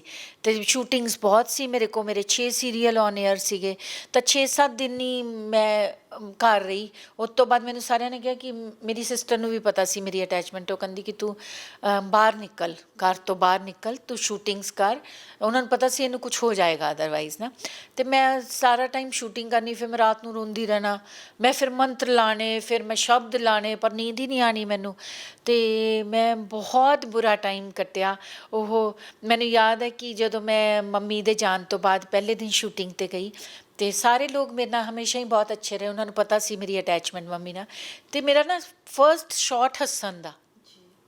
ਔਰ ਤੁਸੀਂ ਸੋਚੋ, ਇੱਕ 7 ਸਾਲ ਦੀ ਉਮਰ ਤੋਂ ਜਿਹੜਾ ਬੱਚਾ ਕੰਮ ਕਰਦਾ ਹੈ ਇਸੀ ਫੀਲਡ 'ਚ, ਉਹ ਮੈਨੂੰ ਕਹਿੰਦੇ ਹੱਸੋ, ਅਤੇ ਉਹ ਹੱਸਾਂ। ਮੈਂ ਕੋਸ਼ਿਸ਼ ਕਰਾਂ। ਮੈਨੂੰ ਉਸ ਦਿਨ ਮੈਨੂੰ ਪਤਾ ਲੱਗਾ ਕਿ ਹੱਸਣਾ ਕਿੰਨਾ ਮੁਸ਼ਕਿਲ ਹੈ। ਉਸ ਦਿਨ ਮੈਨੂੰ ਪਤਾ ਲੱਗਾ ਕਿ ਐਕਟਿੰਗ ਕਿੰਨੀ ਮੁਸ਼ਕਿਲ ਕੰਮ ਹੈ, ਕਿਉਂਕਿ ਮੈਨੂੰ ਇੱਕ ਲਾਈਨ ਵੀ ਯਾਦ ਨਹੀਂ ਹੁੰਦੀ ਸੀ। ਮਤਲਬ ਉਹ ਮੈਨੂੰ ਡਾਇਲੋਗਸ ਦਿੰਦੇ ਸੀ, ਮੈਂ ਦੂਸਰੀਆਂ ਲੈਂਗੁਏਜਿਸ ਵੀ ਜਿੱਦਾਂ ਕਰਦੀ ਹਾਂ, ਮੈਂ ਕਿੰਨੇ ਵੱਡੇ ਡਾਇਲੋਗ ਦੂਸਰੀ ਭਾਸ਼ਾ ਜਿਹੜੀ ਮੈਨੂੰ ਨਹੀਂ ਆਉਂਦੀ ਉਹ ਵੀ ਮੈਂ ਬੋਲ ਲੈਂਦੀ ਹਾਂ। ਅਤੇ ਉਦੋਂ ਮੇਰੇ ਕੋਲ ਇੱਕ ਲਾਈਨ ਯਾਦ ਕਰਨ ਲਈ ਮੈਨੂੰ ਅੱਧਾ ਘੰਟਾ ਲੱਗਦਾ ਸੀ।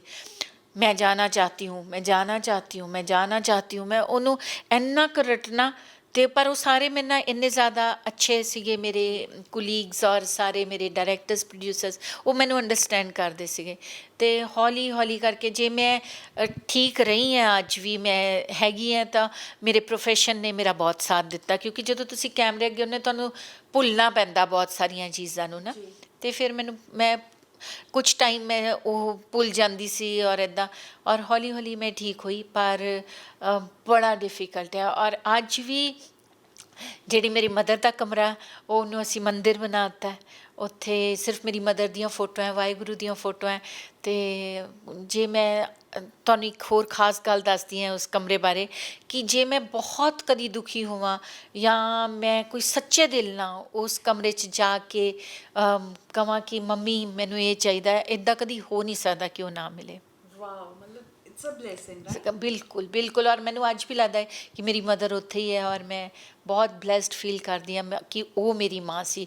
ਔਰ ਮੈਂ ਉਹਨਾਂ ਨੂੰ, ਔਰ ਜਿਹੜੀ ਸਾਡਾ ਪ੍ਰੋਡਕਸ਼ਨ ਹਾਊਸ ਹੈ, ਇਸ ਕਰਕੇ ਉਹਦਾ ਨਾਮ ਵੀ ਸੰਤੋਸ਼ ਐਂਟਰਟੇਨਮੈਂਟ ਸਟੂਡੀਓਜ਼ ਹੈ। ਮੇਰੀ ਮਦਰ ਦਾ ਨਾਮ ਸੰਤੋਸ਼ ਹੈ। ਔਰ ਜਿਹੜਾ ਸਾਡਾ NGO ਹੈ, ਉਹਦਾ ਵੀ ਸੰਤੋਸ਼ ਫਾਊਂਡੇਸ਼ਨ ਨਾਮ ਤੋਂ ਅਸੀਂ NGO ਬਣਾਇਆ। ਜਦੋਂ ਤੱਕ ਮੈਂ ਖੁਦ ਹੈਗੀ ਹਾਂ ਦੁਨੀਆ 'ਚ, ਅਤੇ ਉਦੋਂ ਤੱਕ ਜੇ ਮੈਂ ਕੋਈ ਵੀ ਕੰਮ ਕਰੂੰਗੀ ਤਾਂ ਡੈਫੀਨੇਟਲੀ ਆਪਣੀ ਮਦਰ ਦੇ ਨਾਮ ਤੋਂ ਹੀ ਕਰੂੰਗੀ। ਕੀ ਬਾਤ ਹੈ। ਸੋ ਇਸੇ ਲਈ ਸ਼ਾਇਦ ਉਹਨਾਂ ਦੀ ਅਪਬ੍ਰਿੰਗਿੰਗ ਹੀ ਹੈਗੀ ਹੈ ਤੁਹਾਨੂੰ ਲੈ ਕੇ, ਜੋ ਤੁਹਾਡੇ ਅੰਦਰ ਇੰਨਾ ਸੰਤੋਸ਼ ਔਰ ਸਬਰ ਹੈ, ਤੁਹਾਡੇ ਔਰੇ ਦੇ ਵਿੱਚ ਉਹ ਇੱਕ ਪੋਜ਼ਿਟਿਵਿਟੀ ਹੈ। ਸੋ ਬੜੇ ਬਲੈਸਡ ਹੋ ਤੁਸੀਂ। ਪਰ ਮੈਂ ਇੱਕ ਗੱਲ ਜ਼ਰੂਰ ਜਾਣਨੀ ਚਾਹਾਂਗੀ, ਤੁਸੀਂ ਇੱਕ ਬਹੁਤ ਲੰਬਾ ਟਾਈਮ ਇੰਡਸਟਰੀ ਨੂੰ ਦਿੱਤਾ ਹੈ, ਮਤਲਬ ਲੰਬਾ ਟਾਈਮ ਕੀ ਦਹਾਕੇ ਦੇ ਦਿੱਤੇ ਨੇ, ਹੈ ਨਾ। ਅੱਜ ਜਦੋਂ ਤੁਸੀਂ ਅੱਜ ਕੱਲ੍ਹ ਦੀ ਜਨਰੇਸ਼ਨ ਨੂੰ ਵੇਖਦੇ ਹੋ ਕੰਮ ਕਰਦਿਆਂ ਹੋਇਆਂ, ਅੱਜ ਕੱਲ੍ਹ ਦੀ ਇੱਕ ਮੈਂਟੈਲਿਟੀ ਬਣ ਗਈ ਹੈ, ਸਾਡੀ ਸਕਰੀਨ ਸਪੇਸ ਜ਼ਿਆਦਾ ਮੰਗਦੇ ਹੈ, ਲੀਡ ਐਕਟਰੈਸ ਦਾ ਰੋਲ ਜ਼ਿਆਦਾ ਮੰਗਦੇ ਹੈ ਨਾ। ਜਦੋਂ ਤੁਸੀਂ ਉਹਨਾਂ ਨੂੰ ਦੇਖਦੇ ਹੋ ਅਤੇ ਆਪਣੀ ਜਰਨੀ ਨੂੰ ਵੇਖਦੇ ਹੋ, ਤੁਸੀਂ ਕਿਸ ਤਰ੍ਹਾਂ ਇੰਡਸਟਰੀ ਨੂੰ ਵੇਖਦੇ ਹੋ? ਕਿਤੇ ਨਾ ਕਿਤੇ ਮਨ ਖੱਟਾ ਹੁੰਦਾ, ਕਿਤੇ ਨਾ ਕਿਤੇ ਸਰਪ੍ਰਾਈਜ਼ ਹੁੰਦੇ ਹੋ, ਕਿਤੇ ਨਾ ਕਿਤੇ ਸ਼ੌਕਡ ਹੁੰਦੇ ਹੋ ਤੁਸੀਂ, ਕਿਉਂਕਿ ਅੱਜ ਇੱਕ ਬਿਲਕੁਲ ਕਹਿੰਦੇ ਹੈ ਕਿ ਪੂਰਾ ਪੰਨਾ ਹੀ ਬਦਲ ਗਿਆ ਹੈ ਇੰਡਸਟਰੀ ਦਾ। ਦੇਖੋ, ਮੈਂ ਬਹੁਤ ਬਲੈਸਡ ਹੈ। ਮੈਨੂੰ ਬਹੁਤ ਵਾਹਿਗੁਰੂ 'ਤੇ ਬਹੁਤ ਮਿਹਰ ਹੈ ਕਿ ਅੱਜ ਵੀ ਜਿਹੜਾ ਮੈਂ ਕੰਮ ਕਰਦੀ ਹਾਂ, ਮੈਨੂੰ ਕਾਫੀ ਅੱਛੇ ਰੋਲਸ ਆਫਰ ਹੁੰਦੇ ਆ। ਹੁਣ ਵੀ ਜਿਹੜਾ ਮੈਂ ਤੁਹਾਨੂੰ ਦੱਸਿਆ ਹੈ ਕਿ ਜਿਹੜਾ ਮੈਂ ਕਰ ਰਹੀ ਹਾਂ, ਤੁਸੀਂ ਖੁਦ ਦੇਖੋਗੇ ਕਿ ਉਹਦੇ 'ਚ ਮੇਰਾ ਕੀ ਰੋਲ ਹੈ। ਔਰ ਬਾਕੀ ਮੈਨੂੰ ਲੱਗਦਾ ਕਿ ਜੇ ਮੈਂ 4 ਸੀਨ ਵੀ ਕਰਾਂ ਕਿਸੇ ਫਿਲਮ 'ਚ, ਤਾਂ ਉਹ ਵੀ एक्ट्रेस ਦੇ ਸੀਨਸ ਹੋਣੇ ਚਾਹੀਦੇ ਆ। ਇਹ ਨਹੀਂ ਕਿ ਮੈਂ ਖੜੀ ਹਾਂ ਪਿੱਛੇ ਤਾਂ ਮੇਰੇ ਕੋਲ 25 ਸੀਨ ਹੈ, ਮੇਰੇ ਕੋਲ ਕਰਨ ਨੂੰ ਕੁਛ ਨਹੀਂ, ਮੈਨੂੰ ਉਹ ਵਾਲਾ ਕੰਮ ਪਸੰਦ ਨਹੀਂ ਹੈ। ਪਰ ਹਾਂ ਡੈਫੀਨੇਟਲੀ ਇਹ ਤੁਸੀਂ ਬਿਲਕੁਲ ਠੀਕ ਕਹਿ ਰਹੇ ਹੋ ਕਿ ਬਹੁਤ ਚੀਜ਼ਾਂ ਚੇਂਜ ਹੋ ਗਈਆਂ, ਬਹੁਤ ਕੁਛ ਚੇਂਜ ਹੋ ਗਿਆ ਲਾਈਫ 'ਚ। ਅੱਜ ਜਿੰਨੀ ਪਹਿਲਾਂ ਡੈਡੀਕੇਸ਼ਨ ਸੀਗੀ ਨਾ ਐਕਟਰਸ 'ਚ, ਉਦੋਂ ਮੋਬਾਈਲਸ ਨਹੀਂ ਸੀਗੇ, ਉਦੋਂ ਅਸੀਂ ਲੋਕ ਬਹੁਤ ਮਤਲਬ ਮੈਂ ਤਾਂ ਅੱਜ ਵੀ ਜੇ ਮੈਨੂੰ ਕੋਈ ਸੀਨ ਮਿਲ ਜਾਏ ਤਾਂ ਜਦ ਤੱਕ ਉਹ ਸੀਨ ਖਤਮ ਨਹੀਂ ਹੁੰਦਾ ਨਾ ਮੇਰਾ ਦਿਲ ਧੜਕਦਾ ਰਹਿੰਦਾ ਕਿ ਕਰੈਕਟਲੀ ਕਰ ਜਾ ਮੈਂ, ਕਿਸ ਤਰ੍ਹਾਂ ਮੈਂ ਆਪਣਾ ਡਾਇਲੋਗ ਨਾ ਭੁੱਲਾਂ, ਮੈਂ ਕਰੈਕਟ ਐਕਸਪ੍ਰੈਸ਼ਨ ਦੇ ਜਾ।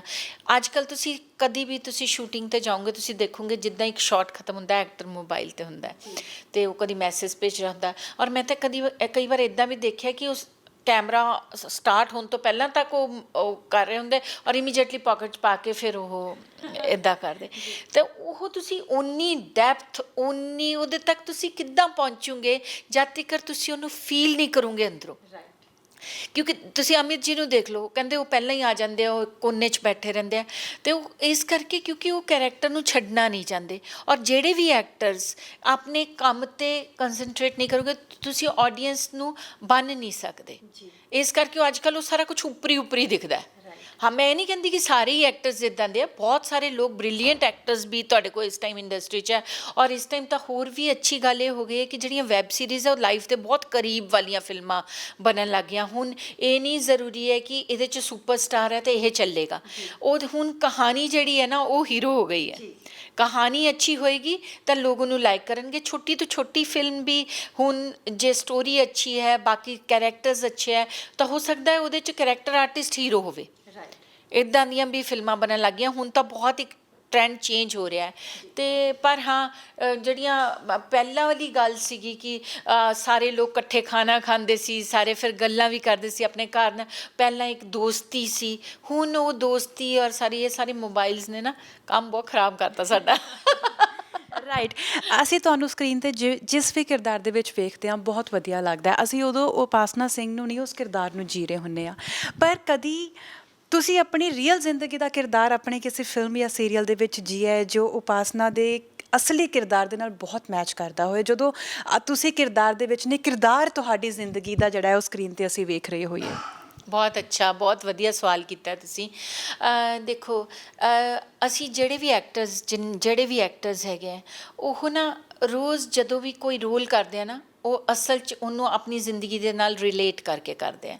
ਜੇ ਅਸੀਂ ਕੋਈ ਇਮੋਸ਼ਨਲ ਸੀਨ ਕਰਨਾ ਹੋਵੇ, ਜਿੱਦਾਂ ਹੁਣੀ ਮੈਂ ਬਮਨ ਜੀ ਦੇ ਨਾਲ ਇੱਕ ਸੀਨ ਕਰ ਰਹੀ ਸੀਗੀ ਅਤੇ ਉਹਦੇ 'ਚ ਮੈਂ ਬਹੁਤ ਬਿਮਾਰ ਹਾਂ ਔਰ ਮੈਂ ਕਹਿੰਦੀ ਹਾਂ ਕਿ ਮੈਨੂੰ ਲਾਈਫ 'ਚ ਕੋਈ ਇੰਟਰਸਟ ਨਹੀਂ ਰਿਹਾ ਅਤੇ ਉਹ ਕਹਿੰਦੇ ਕਿ ਮੇਰੇ ਲਈ ਤੇਰੀ ਲਾਈਫ ਬਹੁਤ ਇੰਪੋਰਟੈਂਟ ਹੈ। ਉਹ ਮੇਰੇ ਹਸਬੈਂਡ ਦਾ ਰੋਲ ਪਲੇ ਕਰ ਰਹੇ ਤਾਂ ਮਤਲਬ ਮੈਨੂੰ ਉਹ ਕਿਉਂਕਿ ਮੈਂ ਉਸ ਐਕਟਰ ਦੇ ਨਾਲ ਇਮੋਸ਼ਨਲੀ ਇਨਵੋਲਵਡ ਨਹੀਂ ਹੈ ਤਾਂ ਮੈਨੂੰ ਇਹ ਸੋਚਣਾ ਪਿਆ ਕਿ ਮੇਰੀ ਭੈਣ ਕਹਿ ਰਹੀ ਹੈ ਜਿਸ ਨਾਲ ਮੈਂ ਬਹੁਤ ਪਿਆਰ ਕਰਦੀ ਹਾਂ, ਉਹ ਮੈਨੂੰ ਕਹਿੰਦੀ ਹੈ ਕਿ ਤੇਰੀ ਲਾਈਫ ਮੇਰੇ ਲਈ ਬਹੁਤ ਇੰਪੋਰਟੈਂਟ ਹੈ। ਕਦੀ ਮੇਰੀ ਲਾਈਫ 'ਚ ਸ਼ਾਇਦ ਫਿਰ ਅਸੀਂ ਉਸ ਚੀਜ਼ ਨੂੰ ਨਾ ਆਪਣੇ ਅੰਦਰ ਸਾਨੂੰ ਪਾਉਣਾ ਪੈਂਦਾ ਕਿ ਮੈਂ ਅੱਜ ਉਪਾਸਨਾ ਸਿੰਘ ਬਹੁਤ ਬਿਮਾਰ ਹੈ ਔਰ ਉਹ ਆਪਣੀ ਸਿਸਟਰ ਨੂੰ ਕਹਿੰਦੀ ਹੈ ਕਿ ਦੀਦੀ ਮੈਨੂੰ ਹੁਣ ਲਾਈਫ 'ਚ ਕੋਈ ਇੰਟਰਸਟ ਨਹੀਂ ਰਿਹਾ ਔਰ ਦੀਦੀ ਮੈਨੂੰ ਕਹਿੰਦੇ ਕਿ ਨਹੀਂ ਤੇ ਪਰ ਤੇਰੀ ਜ਼ਿੰਦਗੀ ਮੇਰੇ ਲਈ ਬਹੁਤ ਇੰਪੋਰਟੈਂਟ ਹੈ। ਔਰ ਮੈਂ ਉਦੋਂ ਗਲਿਸਰੀਨ ਨਹੀਂ ਲਗਾਈ ਔਰ ਉਹ ਸਾਰੇ ਆਂਸੂ ਜਿਹੜੇ ਸੀਗੇ ਉਹ ਰੀਅਲ ਸੀਗੇ। ਮਤਲਬ ਉਹ ਮੈਂ ਕਿਉਂਕਿ ਉਨੀ ਡੈਪਥ ਤੱਕ ਮੈਂ ਉਸ ਗੱਲ ਨੂੰ ਫੀਲ ਕੀਤਾ ਕਿ ਉਹ ਕਹਿੰਦੀ ਹੈ ਕਿ ਨਹੀਂ ਤੂੰ ਜਾ ਨਾ ਵਾਪਸ। ਅਤੇ ਇੱਦਾਂ ਨਾ ਅਸੀਂ ਬਹੁਤ ਸਾਰੀਆਂ ਚੀਜ਼ਾਂ ਜਿਹੜੀਆਂ ਵੀ ਅਸੀਂ ਐਕਟਿੰਗ ਕਰਦੇ ਹੈਗੇ ਹਾਂ ਸਾਨੂੰ ਇਹ ਸੋਚਣਾ ਪੈਂਦਾ ਕਿ ਜੇ ਸਾਡੀ ਲਾਈਫ 'ਚ ਇਹ ਹੋਇਆ ਹੁੰਦਾ, ਜੇ ਉਪਾਸਨਾ ਸਿੰਘ ਸਮਝ ਲਓ ਮੈਂ ਕਾਮੇਡੀ ਰੋਲ ਕਰ ਰਹੀ ਹਾਂ ਅਤੇ ਜੇ ਉਪਾਸਨਾ ਸਿੰਘ ਦੀ ਲਾਈਫ ਇੱਦਾਂ ਦੀ ਹੁੰਦੀ, ਉਹਦੇ ਜਿਹੜੇ ਆਸ-ਪਾਸ ਦੀ ਉਹਦੀ ਮਾਂ ਇੱਦਾਂ ਦੀ ਹੁੰਦੀ, ਉਹਦਾ ਭਰਾ ਇੱਦਾਂ ਦਾ ਹੁੰਦਾ, ਉਹਦੇ ਰਿਸ਼ਤੇਦਾਰ ਇੱਦਾਂ ਦੇ ਹੁੰਦੇ, ਉਹ ਐਸੀ ਸਿਚੁਏਸ਼ਨ 'ਚ ਪੈਦਾ ਹੋਈ ਹੁੰਦੀ, ਉਹ ਇੰਨੀ ਪੜ੍ਹੀ ਲਿਖੀ ਹੁੰਦੀ, ਉਹਦੇ ਘਰ ਦੇ ਹਾਲਾਤ ਇਹੋ ਜਿਹੇ ਹੁੰਦੇ ਤਾਂ ਉਹ ਕੀ ਕਰਦੀ? ਤਾਂ ਉਹ ਅਸਲ 'ਚ ਉਪਾਸਨਾ ਸਿੰਘ ਬਣ ਜਾਂਦੀ ਹੈ ਫਿਰ ਉਸ ਕੈਰੈਕਟਰ 'ਚ ਨਾ। ਅਤੇ ਇੱਦਾਂ ਮੈਂ ਜਿਹੜੇ ਕੈਰੈਕਟਰਸ ਜੀਏ, ਜਿੱਦਾਂ ਮੈਂ ਕਦੀ ਡਾਕੂ ਨਹੀਂ ਦੇਖੇ, ਮੈਂ ਕਦੀ ਡਾਕੂਆਂ 'ਚ ਨਹੀਂ ਰਹੀ, ਪਰ ਮੈਂ ਸੋਚਦੀ ਹਾਂ ਕਿ ਜੇ ਇੱਕ ਲੜਕੀ ਇੰਨੀਆਂ ਸਾਰੀਆਂ ਪ੍ਰੋਬਲਮਸ 'ਚੋਂ ਗੁਜ਼ਰੇ, ਜੇ ਮੈਂ ਖੁਦ ਇੰਨੀਆਂ ਸਾਰੀਆਂ ਪ੍ਰੋਬਲਮਸ 'ਚੋਂ ਗੁਜ਼ਰਾਂ ਤਾਂ ਮੈਂ ਕਿੱਦਾਂ ਦੀ ਹੋ ਜਾਊਂਗੀ? ਅਤੇ ਫਿਰ ਉਹ ਉਪਾਸਨਾ ਸਿੰਘ ਉਹ ਕੈਰੈਕਟਰ ਬਣ ਜਾਂਦੀ ਹੈ। ਅਤੇ ਮਤਲਬ ਮੈਂ ਹਮੇਸ਼ਾ ਇੱਦਾਂ ਹੀ ਜਿਹੜਾ ਵੀ ਰੋਲ ਮੈਂ ਕੀਤਾ ਮੈਂ ਪਹਿਲਾਂ ਉਹ ਸਾਰੀਆਂ ਚੀਜ਼ਾਂ ਨੂੰ ਆਪਣੇ ਅੰਦਰ ਬੰਨ੍ਹੀ ਕਿ ਉਪਾਸਨਾ ਸਿੰਘ ਤੇਰੇ ਨਾਲ ਇਹ ਹੋਇਆ ਅਤੇ ਫਿਰ ਤੂੰ ਕਿੱਦਾਂ ਦੀ ਹੋਊਂਗੀ, ਅਤੇ ਮੈਂ ਹਮੇਸ਼ਾ ਇੱਦਾਂ ਹੀ ਪਲੇ ਕਰਦੀ ਹਾਂ। That's fantastic. ਇਸੇ ਲਈ ਤੁਸੀਂ ਸਦਾ ਬਹਾਰ ਹੋ, ਹੈ ਨਾ, ਔਰ ਹਮੇਸ਼ਾ ਸਦਾ ਬਹਾਰ ਰਹੋਗੇ ਸਾਡੇ ਸਾਰਿਆਂ ਦੇ ਲਈ। ਮੇਰੀ ਗੱਲ ਸੁਣੋ, ਤੁਸੀਂ ਜਿਹੜਾ ਵੀ ਕਿਰਦਾਰ ਕਰਦੇ ਹੋ ਤੁਸੀਂ ਇੰਨਾ ਇੰਪੈਕਟ ਛੱਡਦੇ ਹੋ ਕਿ ਦੂਜਾ ਪ੍ਰੋਜੈਕਟ ਆਟੋਮੈਟਿਕਲੀ ਤੁਹਾਡੇ ਲਈ ਡਨ ਹੋ ਜਾਂਦਾ ਹੈ। ਤੁਸੀਂ ਕਪਿਲ ਦੇ ਵਿੱਚ ਭੂਆ ਦਾ ਕਿਰਦਾਰ ਕੀਤਾ, ਇੱਕ ਸੀਰੀਅਲ ਆਲਰੇਡੀ ਡੇ ਸੀ, ਸਾਨੂੰ ਭੂਆ ਚਾਹੀਦੀ ਹੈ, ਅਤੇ ਭੂਆ ਤੁਸੀਂ ਹੀ ਹੋ, ਸਾਨੂੰ ਹੋਰ ਕੋਈ ਚਾਹੀਦਾ ਹੀ ਨਹੀਂ। ਔਰ ਕਪਿਲ ਦੇ ਲਈ ਵੀ ਤੁਹਾਡੇ ਲਈ ਇਹੀ ਸ਼ਬਦ ਯੂਜ਼ ਕੀਤੇ ਗਏ ਸੀ ਕਿ ਲਾਸਟ ਐਂਡ ਲੀਸਟ ਤੁਸੀਂ ਹੀ ਹੋ, ਪਹਿਲੇ ਔਰ ਅਖੀਰਲੇ ਜੇਕਰ ਭੂਆ ਦਾ ਕਰੈਕਟਰ ਕੋਈ ਨਿਭਾ ਸਕਦਾ ਤੇ ਉਹ ਤੁਸੀਂ ਹੀ ਹੋ। ਲੇਕਿਨ ਮੈਂ ਜਾਣਨਾ ਚਾਹਾਂਗੀ ਕਿ ਭੂਆ ਦੇ ਕਰੈਕਟਰ ਨੂੰ ਅਸੀਂ ਸਾਰਿਆਂ ਨੇ ਬਹੁਤ ਇੰਜੋਏ ਕੀਤਾ, ਲੇਕਿਨ ਤੁਸੀਂ ਕਪਿਲ ਹੋਣਾ ਦੇ ਨਾਲ ਉਸ ਸੈੱਟ 'ਤੇ ਉਸ ਮਾਹੌਲ ਨੂੰ, ਉਸ ਕਰੈਕਟਰ ਨੂੰ ਕਿਸ ਤਰ੍ਹਾਂ ਇੰਜੋਏ ਕਰਦੇ ਸੀ? ਜਦੋਂ ਇਹ ਰੋਲ ਇੱਕ ਨਾ ਕਲਰਸ 'ਤੇ ਆਇਆ ਸੀ ਇਹ ਪਹਿਲਾਂ, ਅਤੇ ਉੱਥੇ ਦਾ ਅਨਿਲ ਕਪੂਰ ਜੀ ਦਾ ਇੱਕ ਸ਼ੋਅ ਆਉਣ ਵਾਲਾ ਸੀ 24 ਕੁਛ ਸ਼ੋਅ ਦਾ ਨਾਮ ਸੀ, ਅਤੇ ਉਹ ਸ਼ੋਅ ਜਿਹੜਾ ਨਾ ਥੋੜ੍ਹਾ ਡਿਲੇ ਹੋ ਗਿਆ, ਅਤੇ ਉਹਨਾਂ ਨੇ ਕਿਹਾ ਕਿ ਇਹਦੇ 'ਚ ਕੁਛ ਹਫ਼ਤਿਆਂ ਲਈ ਇੱਕ ਕਾਮੇਡੀ ਸ਼ੋਅ ਪਾ ਦਿਓ, ਸਿਰਫ ਕੁਛ ਹਫ਼ਤਿਆਂ ਲਈ। ਤਾਂ ਇਹਨਾਂ ਨੂੰ 26 ਐਪੀਸੋਡ ਮਿਲੇ, ਸੈਟਰਡੇ ਸੰਡੇ। ਉਹਨਾਂ ਨੇ ਕਿਹਾ ਫਿਰ ਉਸ ਤੋਂ ਬਾਅਦ ਤਾਂ ਅਨਿਲ ਜੀ ਦਾ ਸ਼ੋਅ ਆ ਜਾਏਗਾ। ਅਤੇ ਮੇਰੇ ਕੋਲ ਕਪਿਲ ਆਇਆ ਔਰ ਉਹਨੇ ਮੈਨੂੰ ਕਿਹਾ ਕਿ ਇੱਦਾਂ ਕੁਛ ਕੈਰੈਕਟਰਸ ਬਣਾਏ ਹੈ, ਔਰ ਮੈਂ ਚੈਨਲ 'ਚ ਗਿਆ, ਉਹਨਾਂ ਨੇ ਕਿਹਾ ਉਪਾਸਨਾ ਸਿੰਘ। ਔਰ ਅਸੀਂ ਵੀ ਸੋਚਦੇ ਹਾਂ ਕਿ ਇਹ ਕੈਰੈਕਟਰ, ਕਿਉਂਕਿ ਅੱਜ ਕੱਲ੍ਹ ਜਦੋਂ ਇੱਕ ਰੋਲ ਲਈ ਨਾ ਮਤਲਬ ਮੈਂ 1000 ਵੀ ਨਹੀਂ, ਮੈਂ ਕਹੂੰਗੀ 5-6 ਹਜ਼ਾਰ ਆਡੀਸ਼ਨ ਦੇਣ ਆਉਂਦੇ ਆ ਲੋਕ ਇੱਕ ਰੋਲ ਲਈ, ਮਤਲਬ ਇੰਨੇ ਕੁ ਲੋਕ ਉੱਥੇ ਵਿਚਾਰੇ ਸਟਰਗਲ ਕਰ ਰਹੇ। ਪਰ ਇਸ ਰੋਲ ਲਈ ਕੋਈ ਆਡੀਸ਼ਨ ਨਹੀਂ ਸੀ, ਉਹਨਾਂ ਦੇ ਪਹਿਲਾਂ ਹੀ ਦਿਮਾਗ 'ਚ ਸੀ ਕਿ ਉਹਨਾਂ ਨੇ ਮੈਨੂੰ ਲੈਣਾ। ਬਲਕਿ ਮੇਰੇ ਸਾਰੇ ਘਰਦਿਆਂ ਨੇ ਕਿਹਾ ਕਿ ਜੇ ਤੂੰ ਇਹ ਰੋਲ ਕਰੂੰਗੀ ਤਾਂ ਜਿੱਦਾਂ ਅਸੀਂ ਕਿਸੇ ਨੂੰ ਕਹੀ ਨਾ ਇਹ ਬਦਸੂਰਤ ਹੈ, ਮੋਟੀ ਹੈ, ਇਹਦੀ ਅੱਖਾਂ ਖਰਾਬ ਹੈ, ਇੰਨਾ ਕੋਈ ਵਿਆਹ ਨਹੀਂ ਕਰਨਾ ਚਾਹੁੰਦਾ, ਸ਼ਰਾਬ ਪੀਂਦੀ ਹੈ, ਇੱਦਾਂ ਦੀ ਉੱਦਾਂ ਦੀ ਦਿਖਣ ਲੱਗ ਜਾਂਦੀ ਹੈ। ਅਤੇ ਮੈਨੂੰ ਸਾਰਿਆਂ ਨੇ ਕਿਹਾ ਕਿ ਤੇਰੀ ਅੱਜ ਤੱਕ ਤੇਰੇ ਲਈ ਹਮੇਸ਼ਾ ਤੇਰੀ ਬਿਊਟੀ 'ਤੇ ਗੱਲ ਹੋਈ ਹੈ ਕਿ ਮਤਲਬ ਕਿ ਤੂੰ ਸੋਹਣੀ ਹੈ ਜਾਂ ਇਹ ਹੈ ਜਾਂ ਉਹ ਹੈ, ਅਤੇ ਹੁਣ ਜੇ ਤੇਰੇ ਲਈ ਬੁਰਾ ਬੋਲਣਾ ਸ਼ੁਰੂ ਕਰਤਾ ਕਿ ਇਹਨੂੰ ਤਾਂ ਕੋਈ ਪਸੰਦ ਹੀ ਨਹੀਂ ਕਰਦਾ, ਇਹਦੀ ਤਾਂ ਉਮਰ ਇੰਨੀ ਹੋ ਗਈ ਹੈ, ਇਹਦਾ ਤਾਂ ਇਹ ਹੋ ਗਿਆ, ਤਾਂ ਉਹਨਾਂ ਨੇ ਉੱਦਾਂ ਹੀ ਦੇਖਣ ਲੱਗ ਜਾਣਾ। ਮੈਂ ਕਿਹਾ ਨਹੀਂ, ਮੈਨੂੰ ਉਹ ਰੋਲ ਇੰਨਾ ਪਸੰਦ ਆਇਆ, ਮੈਂ ਕਿਹਾ ਕਿ ਥੋੜ੍ਹੇ ਦਿਨਾਂ ਦੀ ਤਾਂ ਗੱਲ ਹੈ, ਤਾਂ ਆਪੇ ਕਿਉਂਕਿ ਮੈਂ ਥੀਏਟਰ ਦੀ ਹਾਂ ਤਾਂ ਮੈਂ ਹਮੇਸ਼ਾ ਡਿਫਰੈਂਟ ਰੋਲਸ ਨੂੰ ਕਰਨਾ ਪਸੰਦ ਕਰਦੀ ਹਾਂ। ਕਿ ਮੈਂ ਤਾਂ 21 ਸਾਲ ਦੀ ਉਮਰ 'ਚ ਹੀ ਕਰੈਕਟਰ ਰੋਲ ਸਟਾਰਟ ਕਰਤੇ ਸੀ, ਤਾਂ ਮੈਂ ਕਿਹਾ ਨਹੀਂ ਨਹੀਂ ਨਹੀਂ, ਮੈਂ ਕਰਕੇ ਦੇਖੂੰਗੀ ਇੱਕ ਵਾਰ ਤਾਂ ਇਹ ਰੋਲ ਵੀ ਨਾ। ਔਰ ਇਹ ਮੈਂ ਜਦੋਂ ਕੀਤਾ, ਔਰ ਮੇਰਾ ਫਸਟ ਐਪੀਸੋਡ ਜਦੋਂ ਟੈਲੀਕਾਸਟ ਹੋਇਆ ਔਰ ਸੈਕਿੰਡ ਐਪੀਸੋਡ ਤੱਕ ਇੰਨੇ ਮੈਸੇਜਿਸ ਆਏ ਕਿ ਮਤਲਬ ਚੈਨਲ 'ਚ ਵੀ ਕਿ ਉਪਾਸਨਾ ਸਿੰਘ ਬਹੁਤ ਇਨੋਸੈਂਟ ਲੱਗ ਰਹੀ ਹੈ, ਬਹੁਤ ਬਿਊਟੀਫੁਲ ਲੱਗ ਰਹੀ ਹੈ, ਬਹੁਤ ਮਤਲਬ ਮੈਂ ਉਸ ਰੋਲ ਨੂੰ ਇੱਕ ਇਨੋਸੈਂਸ ਦੇਤੀ। ਮੈਂ ਉਸ ਕੈਰੈਕਟਰ ਨੂੰ, ਉਹ ਚੀਪ ਵੀ ਲੱਗ ਸਕਦਾ ਸੀ ਕਿਉਂਕਿ ਉਹ ਜਿਹੜਾ ਕੈਰੈਕਟਰ ਸੀਗਾ ਉਹ ਹਰ ਕਿਸੇ ਦੇ ਪਿੱਛੇ ਪਈ ਹੈ ਕਿ ਮੈਨੂੰ ਵਿਆਹ ਕਰ ਲਓ, ਤਾਂ ਉਹ ਚੀਪਨੈਸ ਦੀ ਤਰਫ ਵੀ ਜਾ ਸਕਦਾ ਸੀ। ਪਰ ਮੈਂ ਇੱਕ ਬਹੁਤ ਹੀ ਭੋਲੀ ਔਰ ਇੱਕ ਬਹੁਤ ਹੀ ਵਿਚਾਰੀ ਕੁੜੀ ਬਣਾਤਾ ਉਹਨੂੰ ਕਿ, ਔਰ ਫਿਰ ਮੈਂ ਉਹਨੂੰ ਪੰਜਾਬੀ ਟੋਨ ਦੇ ਦਿੱਤੀ। ਇਹਨਾਂ ਨੇ ਮੈਨੂੰ ਕਿਹਾ ਤੁਸੀਂ ਇੱਦਾਂ ਕਹੋ ਕਿ ਮੈਂ 22 ਸਾਲ ਕੀ ਹੂੰ, ਮੈਂ ਹੌਟ ਔਰ ਸੈਕਸੀ ਹੂੰ। ਮੈਂ ਕਿਹਾ ਇਹਦੇ 'ਚ ਤਾਂ ਮਜ਼ਾ ਨਹੀਂ ਆ ਰਿਹਾ। ਮੈਂ ਕਿਹਾ ਇਹਨੂੰ ਕਹੋ I am 22 year old hot sexy and glamorous. ਅਤੇ ਫਿਰ ਮੈਂ ਉਹਨੂੰ ਨਾ ਹਿੰਦੀ ਨੂੰ ਪੰਜਾਬੀ ਟੋਨ ਦੇ ਦਿੱਤੀ। ਉਹਦੇ ਨਾਲ ਉਹ ਕਰੈਕਟਰ ਹੋਰ ਉੱਠ ਕੇ ਆਇਆ ਕਿਉਂਕਿ ਪੰਜਾਬੀ 'ਚ ਕੁਛ ਆਪਣੀ ਮਿਠਾਸ ਔਰ ਆਪਣਾ ਹੀ ਸਵਾਦ ਹੈ, ਅਤੇ ਲੋਕਾਂ ਨੇ ਉਹਨੂੰ ਬਹੁਤ ਐਪਰੀਸ਼ੀਏਟ ਕਰਨਾ ਸ਼ੁਰੂ ਕਰਤਾ। ਫਿਰ ਉਹ ਸ਼ੋਅ ਵੀ ਬਹੁਤ ਵੱਡਾ ਹਿੱਟ ਹੋਇਆ, ਹਰ ਕੈਰੈਕਟਰ ਉਹਦੇ 'ਚ ਹਿੱਟ ਸੀਗਾ। ਅਤੇ ਫਿਰ ਜਦੋਂ ਮਤਲਬ ਅਨਿਲ ਕਪੂਰ ਜੀ ਦਾ ਸ਼ੋਅ ਆਇਆ, ਉਹਨੂੰ ਦੂਸਰਾ ਟਾਈਮ ਦਿੱਤਾ ਗਿਆ। ਸਾਡਾ ਟਾਈਮ ਉਹਨਾਂ ਨੇ ਚੇਂਜ ਨਹੀਂ ਕੀਤਾ ਕਿਉਂਕਿ ਸ਼ੋਅ ਬਹੁਤ ਬਹੁਤ ਵੱਡਾ ਸੀਗਾ। ਅਤੇ ਫਿਰ ਤਾਂ ਭੂਆ ਦਾ ਰੋਲ ਹੋ ਗਿਆ ਨਾ ਸਾਰਿਆਂ ਦਾ। ਅਤੇ ਮੈਂ ਜਿੱਥੇ ਜਾਵਾਂ ਉਹ ਭੂਆ ਜੀ ਭੂਆ ਜੀ, ਹੁਣ ਵੀ ਮੈਨੂੰ ਲੋਕ ਭੂਆ ਜੀ ਜਿੱਦਾਂ ਅੱਬਾ ਡੱਬਾ ਜੱਬਾ ਕਹਿੰਦੇ ਤਾਂ ਭੂਆ ਜੀ ਵੀ ਕਹਿੰਦੇ। ਅਤੇ ਫਿਰ ਕੌਣ ਹੈ ਇਹ ਆਦਮੀ ਦਾ ਵੀ ਬੜਾ ਕਿੱਸਾ ਹੋਇਆ ਕਿ ਅਸੀਂ ਸਾਡੇ ਸੈੱਟ 'ਤੇ ਅੱਗ ਲੱਗ ਗਈ ਸੀ।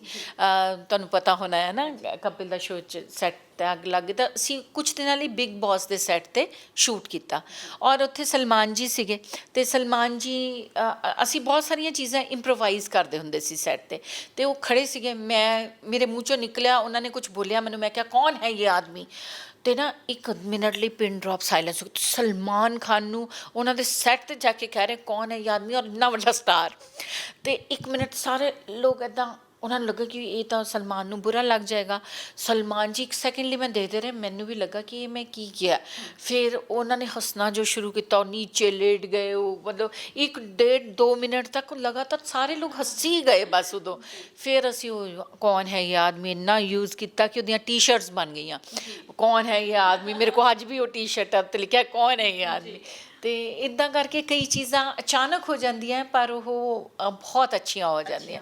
ਤੇ ਮੇਰੇ ਨਾਲ ਇਦਾਂ ਬਹੁਤ ਸਾਰੇ ਹਾਦਸੇ ਹੁੰਦੇ ਰਹੇ ਕਿ ਮੈਂ ਮਤਲਬ ਕਦੀ ਸੋਚਿਆ ਵੀ ਨਹੀਂ ਸੀਗਾ ਕਿ ਕੋਈ ਚੀਜ਼ ਇੰਨੀ ਵੱਡੀ ਹਿੱਟ ਹੋ ਜਾਏਗੀ। ਇਦਾਂ ਦੀਆਂ ਬਹੁਤ ਸਾਰੇ ਮੁਝਸੇ ਸ਼ਾਦੀ ਕਰੋਗੀ, ਫਿਰ ਸੋਨਪਰੀ ਦੀ ਕਾਲੀ ਪਰੀ ਕਿੰਨੀ ਹਿੱਟ ਹੋਈ, ਫਿਰ ਮਾਈ ਫਰੈਂਡ ਗਣੇਸ਼ਾ ਦੀ ਗੰਗੂ ਤਾਈ ਬਹੁਤ ਵੱਡੀ ਹਿੱਟ ਰਹੀ। ਤੇ ਮਤਲਬ ਇਦਾਂ ਦੇ ਬਹੁਤ ਸਾਰੇ ਇਨਸੀਡੈਂਟਸ ਮੇਰੀ ਲਾਈਫ 'ਚ ਹੁੰਦੇ ਰਹੇ। ਅੱਛਾ, ਇੱਕ ਗੱਲ ਮੈਂ ਜ਼ਰੂਰ ਜਾਣਨੀ ਚਾਹਾਂਗੀ ਕਿ ਸਾਡੀ ਜ਼ਿੰਦਗੀ ਦੇ ਵਿੱਚ ਅੱਛੇ ਔਰ ਬੁਰੇ ਦੋਨੋਂ ਫੇਸ ਹੁੰਦੇ ਨੇ, ਪੈਰਲਲ ਚੱਲਦੇ ਨੇ, ਹੈ ਨਾ। ਜਦੋਂ ਤੁਸੀਂ ਇੱਕ ਕਲਾਕਾਰ ਬਣ ਜਾਂਦੇ ਹੋ, ਬੜੀਆਂ ਸਾਰੀਆਂ ਚੀਜ਼ਾਂ ਨੂੰ ਕੰਪਰੋਮਾਈਜ਼ ਕਰਨਾ ਪੈਂਦਾ ਹੈ। ਅਸੀਂ ਇੱਕ ਅੱਛਾ ਫੇਮਸ ਫੇਸ ਬਣਨ ਤੋਂ ਬਾਅਦ, ਇੱਕ ਐਸਟੈਬਲਿਸ਼ ਕਲਾਕਾਰ ਬਣਨ ਤੋਂ ਬਾਅਦ ਆਪਣੀ ਜ਼ਿੰਦਗੀ ਨੂੰ ਉਸ ਤਰੀਕੇ ਦੇ ਨਾਲ ਨਹੀਂ ਜੀ ਪਾਉਂਦੇ, ਹੈ ਨਾ। ਕੰਟਰੋਵਰਸੀਜ਼ ਜੁੜਦੀਆਂ ਨੇ। ਪਰਮਾਤਮਾ ਦਾ ਬੜਾ ਸ਼ੁਕਰ ਹੈ ਕਿ ਤੁਹਾਡੇ ਨਾਲ ਕੋਈ ਅਜਿਹੀ ਗੱਲ ਨਹੀਂ ਜੁੜੀ ਹੈ ਨਾ। ਪਰ ਅੱਗੇ ਨਾਨਕ ਆ ਰਿਹਾ, ਕੰਟਰੋਵਰਸੀ ਹੁਣ ਤਾਂ ਇੱਕ ਟ੍ਰੈਂਡ ਬਣ ਗਿਆ ਕਲਾਕਾਰ ਦੇ ਨਾਲ ਜੁੜਨ ਦਾ, ਹੈ ਨਾ। ਉੱਥੇ ਹੀ ਹਿੱਟ ਐਂਡ ਫਲੋਪ ਜਿਹੜਾ ਹੈ ਉਹ ਵੀ ਇੱਕ ਹੀ ਕਲਾਕਾਰ ਦੀ ਜ਼ਿੰਦਗੀ ਦਾ ਇੰਪੋਰਟੈਂਟ ਹੈਗਾ।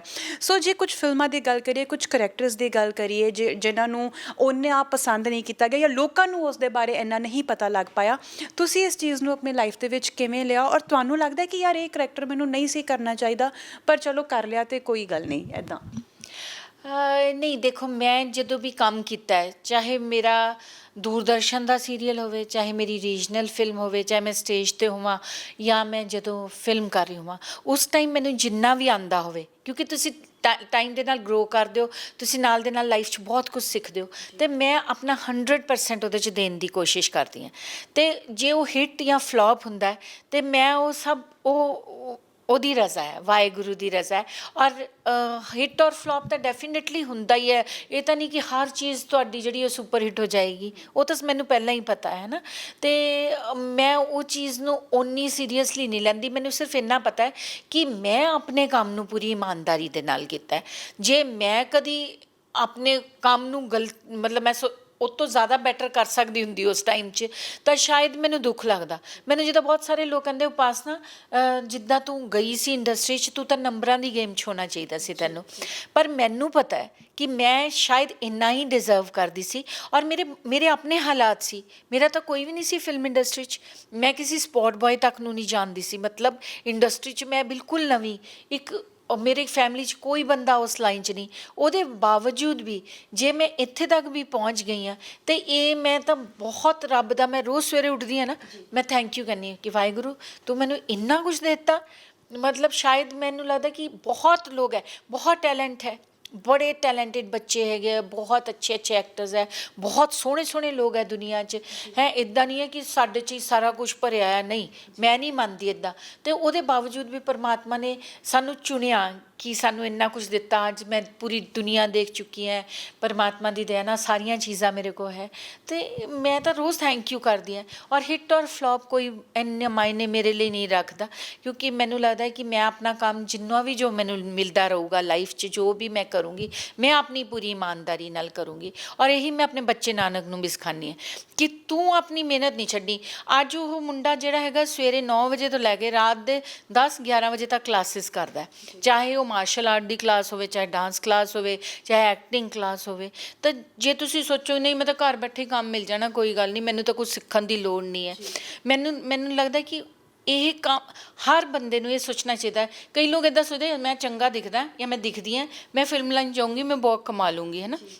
ਸਿਰਫ ਤੁਹਾਡੀਆਂ ਲੁੱਕਸ ਮਾਇਨੇ ਨਹੀਂ ਰੱਖਦੀਆਂ, ਤੁਹਾਡਾ ਟੈਲੈਂਟ ਔਰ ਇੱਕ ਤਪੱਸਿਆ ਮਾਇਨੇ ਰੱਖਦਾ ਹੈ ਨਾ। ਅਤੇ ਜਿੰਨੇ ਵੀ ਲੋਕ ਇਸ ਲਾਈਨ 'ਚ ਵੀ ਆਉਣਾ ਚਾਹੁੰਦੇ, ਮੈਂ ਉਹਨਾਂ ਨੂੰ ਵੀ ਕਹਿਣਾ ਚਾਹੂੰਗੀ, ਮੈਂ ਭਟਕ ਗਈ ਹਾਂ ਆਪਣੇ ਰਸਤੇ 'ਚ, ਜੋ ਤੁਸੀਂ ਮੈਨੂੰ ਪੁੱਛਿਆ ਸੀ, ਪਰ ਮੈਨੂੰ ਨਾਲ ਦੇ ਨਾਲ ਲੱਗਦਾ ਕਿ ਮੇਰੇ ਕੋਲ ਜੋ ਮੈਂ ਆਪਣੀ ਪੂਰੀ ਲਾਈਫ 'ਚ ਸਿੱਖਿਆ, ਮੈਂ ਜ਼ਰੂਰ ਦੱਸਦਾ ਕਿ ਤੁਸੀਂ ਨਾ ਇੱਕ ਤਪੱਸਿਆ ਦੀ ਤਰ੍ਹਾਂ ਇਹ ਹੈਗੀ, ਇਹ ਕੰਮ ਜਿਹੜਾ ਹੈਗਾ, ਤੁਸੀਂ ਉਹਨੂੰ ਪੂਰੀ ਇਮਾਨਦਾਰੀ ਨਾਲ ਤੁਸੀਂ ਸਿੱਖੋ। ਹਰ ਚੀਜ਼, ਡਾਂਸ ਸਿੱਖੋ, ਮਾਰਸ਼ਲ ਆਰਟ ਸਿੱਖੋ, ਘੋੜਸਵਾਰੀ ਸਿੱਖੋ, ਰਾਈਡਿੰਗ, ਹਰ ਚੀਜ਼ ਸਿੱਖੋ ਤੁਸੀਂ, ਕਾਰ ਚਲਾਉਣੀ ਸਿੱਖੋ, ਕੋਈ ਚੀਜ਼ ਛੱਡੋ ਨਾ, ਕਿਉਂਕਿ ਐਕਟਰ ਨੂੰ ਸਭ ਕੁਛ ਆਉਣਾ ਚਾਹੀਦਾ। ਅਤੇ ਇਹੀ ਮੈਂ ਆਪਣੇ ਬੱਚਿਆਂ ਨੂੰ ਵੀ ਕਹਿੰਦੀ। ਸੋ ਲਾਈਫ 'ਚ ਕਦੀ ਬਹੁਤ ਅੱਛਾ ਹੋਏਗਾ, ਕਦੀ ਬਹੁਤ ਬੁਰਾ ਹੋਏਗਾ, ਬਸ ਤੁਹਾਡੇ ਆਪਣੇ ਘਰ ਦੇ ਹਮੇਸ਼ਾ ਤੁਹਾਡੇ ਨਾਲ ਹੋਣੇ ਚਾਹੀਦੇ ਹੈ, ਕਿਉਂਕਿ ਜਿਨ੍ਹਾਂ ਦੇ ਨਾਲ ਤੁਸੀਂ ਇਮੋਸ਼ਨਲੀ ਜੁੜੇ ਹੋਏ ਹੈ ਨਾ। ਜਿੱਦਾਂ ਮੈਂ ਅੱਜ ਵੀ ਤੁਹਾਨੂੰ ਦੱਸਿਆ ਕਿ ਮੈਂ ਆਪਣੀ ਮਦਰ ਨੂੰ ਨਹੀਂ ਭੁੱਲ ਪਾਈ, ਤਾਂ ਮੈਨੂੰ ਅੱਜ ਕੋਈ ਕਹੇ ਨਾ ਤੇਰਾ ਮੈਂ ਸਭ ਕੁਛ ਲੈ ਲੈਣਾ, ਤੇਰੀ ਮਾਂ ਤੈਨੂੰ ਵਾਪਸ ਦੇ ਦੇਣਾ, ਮੈਂ ਕਹੂੰਗੀ ਹਾਂ ਮੇਰੀ ਮਾਂ ਦੇ ਦਿਓ, ਮੈਨੂੰ ਨਹੀਂ ਚਾਹੀਦਾ ਸਭ ਕੁਛ, ਹੈ ਨਾ। ਅਤੇ ਉਹ ਵਾਪਸ ਨਹੀਂ ਆ ਸਕਦੇ।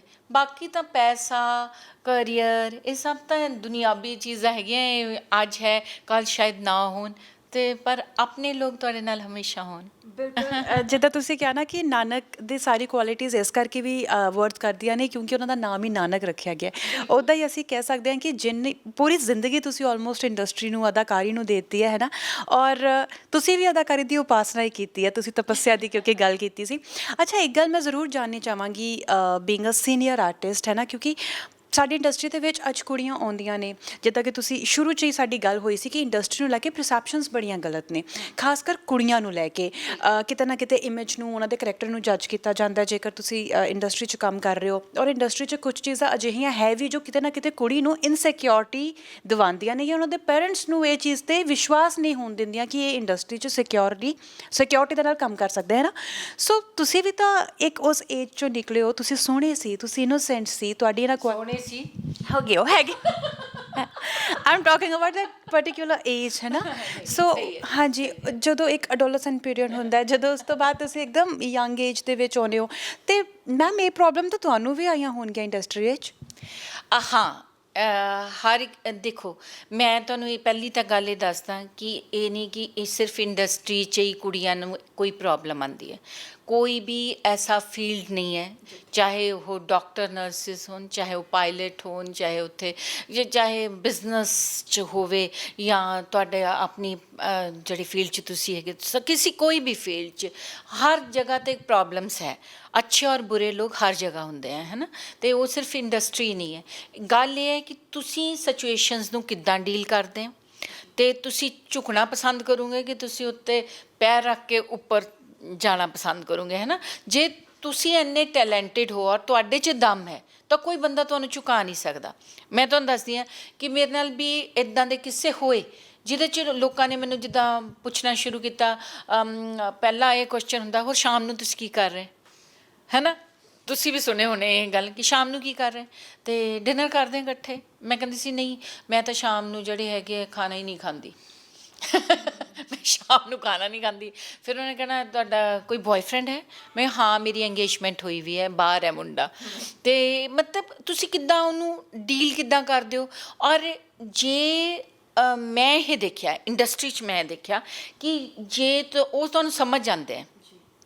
ਹੁਣ ਤੁਸੀਂ ਜਾਣਦੇ ਹੀ ਜੇ ਇੱਕ ਕੁੜੀ ਇੱਕ ਪ੍ਰੋਡਿਊਸਰ ਕਹਿੰਦੇ ਹੋਰ ਸਰ ਤੁਸੀਂ ਸਾਡਾ ਕੀ ਹਾਲ ਹੈ ਨਾ ਔਰ ਇੱਕ ਕੁੜੀ ਹੁੰਦੀ ਉਹ ਥੋੜ੍ਹੀ ਦੂਰੀ ਬਣਾ ਕੇ ਰੱਖਦੀ ਔਰ ਕਹਿੰਦੀ ਨਮਸਤੇ ਸਰ।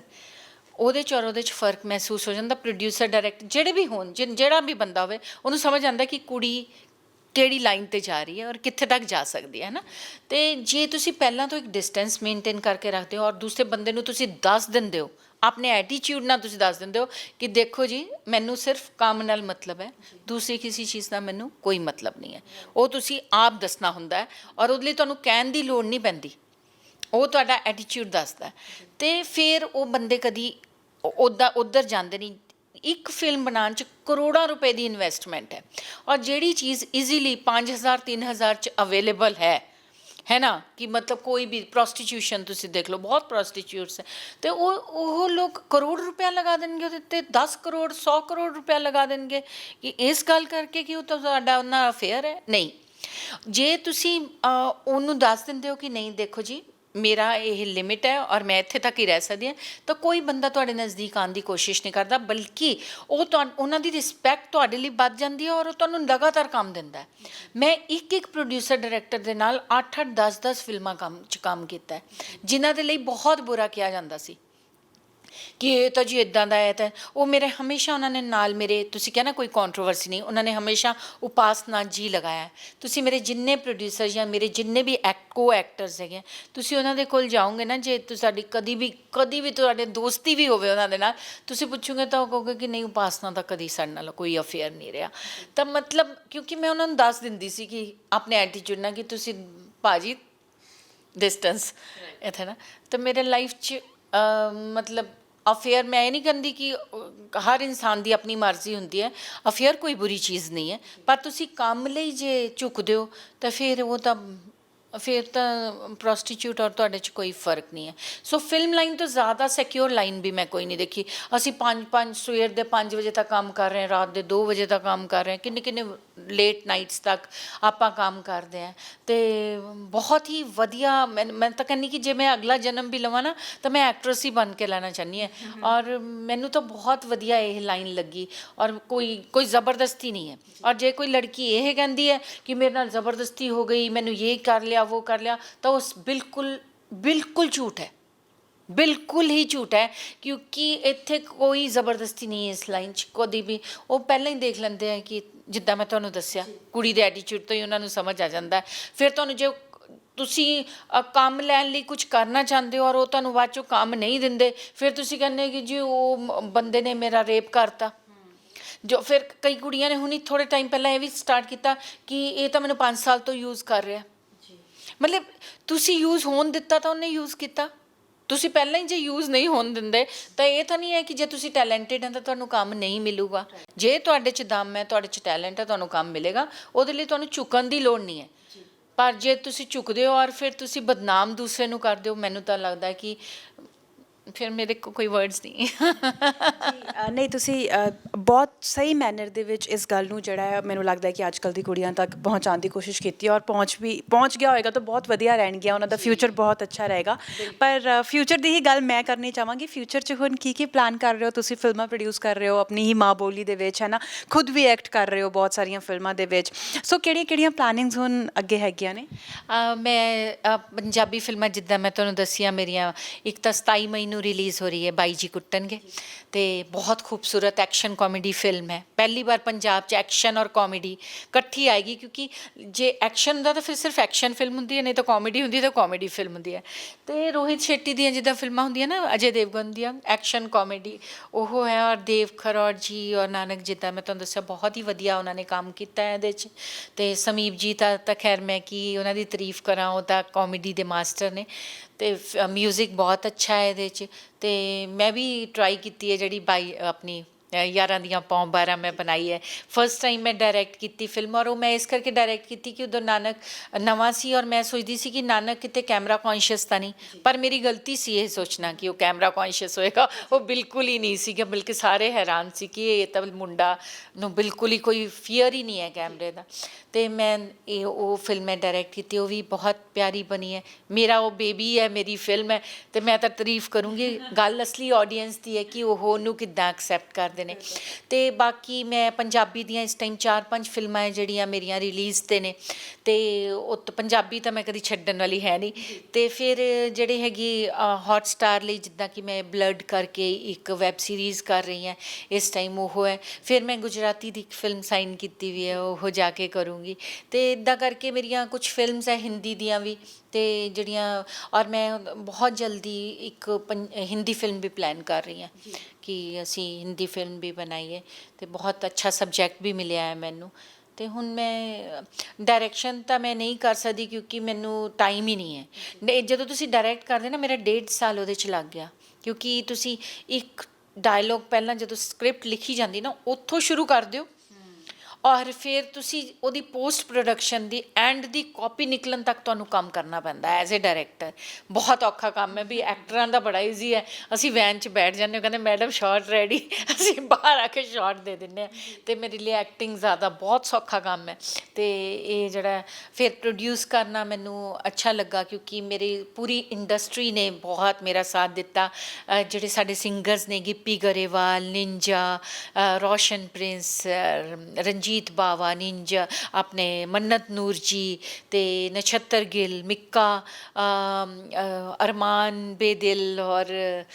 ਰੇਸ਼ਮ ਸਿੰਘ ਅਨਮੋਲ ਅਤੇ ਮਹਿਤਾਬ ਵਿਰਕ ਮਤਲਬ ਕਿਹੜੇ ਸਿੰਗਰਾਂ ਦਾ ਨਾਮ ਲਿਆ ਜਿਨ੍ਹਾਂ ਨੇ ਮੇਰਾ ਸਾਥ ਦਿੱਤਾ ਬਹੁਤ ਉਹਨਾਂ ਨੇ ਖੁਦ ਬੈਠ ਕੇ ਮੇਰੇ ਲਈ ਗਾਣੇ ਬਣਾਏ ਨੇ ਅਤੇ ਫਿਰੋਜ਼ ਖਾਨ ਜੀ ਨੇ ਵੀ ਬਹੁਤ ਵਧੀਆ ਗਾਣਾ ਗਾਇਆ ਅਤੇ ਮੇਰੇ ਕੋਲ ਅੱਛੇ ਸਿੰਗਰਸ ਨੇ ਗਾਣੇ ਗਾਏ ਔਰ ਪੂਰੀ ਇੰਡਸਟਰੀ ਨੇ ਮੈਂ ਜੇ ਇੰਨਾ ਟਾਈਮ ਇੰਡਸਟਰੀ 'ਚ ਕੰਮ ਕੀਤਾ ਅਤੇ ਮੈਨੂੰ ਉਹਦਾ ਰਿਵਾਰਡ ਵੀ ਮਿਲਿਆ ਉਹਨਾਂ ਨੇ ਅੱਜ ਹਰ ਬੰਦਾ ਮੇਰੇ ਨਾਲ ਖੜ੍ਹਾ ਹੈ ਔਰ ਮੇਰਾ ਸਾਥ ਦਿੰਦੇ ਨੇ ਤੇ ਬੜਾ ਅੱਛਾ ਲੱਗਦਾ ਇੱਕ ਫੈਮਿਲੀ ਹੈ ਜਿੱਦਾਂ ਮੇਰੀ ਇੰਡਸਟਰੀ ਮੇਰੀ ਫੈਮਿਲੀ ਹੈ ਜਿਹੜਾ ਮੇਰਾ ਸਾਥ ਦੇ ਰਹੇ ਨੇ ਤੇ ਮੈਂ ਫਿਲਮਾਂ ਪ੍ਰੋਡਿਊਸ ਡੈਫੀਨੇਟਲੀ ਕਰਦੀ ਰਵਾਂਗੀ ਸੰਤੋਸ਼ ਐਂਟਰਟੇਨਮੈਂਟ ਸਟੂਡੀਓਜ਼ ਤੋਂ ਤੇ ਮੈਂ ਕੋਸ਼ਿਸ਼ ਕਰੂੰਗੀ ਮੈਂ ਜ਼ਿਆਦਾਤਰ ਕਰਕੇ ਕੋਸ਼ਿਸ਼ ਕਰਦੀ ਹਾਂ ਕਿ ਮੈਂ ਕਾਮੇਡੀ ਫਿਲਮਸ ਬਣਾਵਾਂ ਕਿਉਂਕਿ ਮੈਨੂੰ ਲੱਗਦਾ ਹੈ ਕਿ ਮੈਂ ਲੋਕਾਂ ਨੂੰ ਹਸਾਵਾਂ ਜਿੱਦਾਂ ਮੈਂ ਕੋਸ਼ਿਸ਼ ਹਮੇਸ਼ਾ ਹੀ ਕਰਦੀ ਰਹੀ ਕਿ ਲੋਕ ਮੇਰੇ ਕਾਰਨ ਹੱਸਣ ਤਾਂ ਮੈਨੂੰ ਅੱਛਾ ਲੱਗਦਾ ਤੇ ਮੈਂ ਟਰਾਈ ਕਰੂੰਗੀ ਜ਼ਿਆਦਾ ਤੋਂ ਜ਼ਿਆਦਾ ਕਾਮੇਡੀ ਫਿਲਮਸ ਬਣਾਵਾਂ ਬਾਕੀ ਕੁਛ ਇਮੋਸ਼ਨਲ ਫਿਲਮਸ ਵੀ ਬਣਾਵਾਂਗੇ ਹੁਣ ਜਿਹੜਾ ਮੈਂ ਰੋਲ ਕਰ ਰਹੀ ਹਾਂ ਬੜਾ ਇਮੋਸ਼ਨਲ ਹੈਗਾ ਜਿਹੜਾ ਮੈਂ ਤੁਹਾਨੂੰ ਦੱਸਿਆ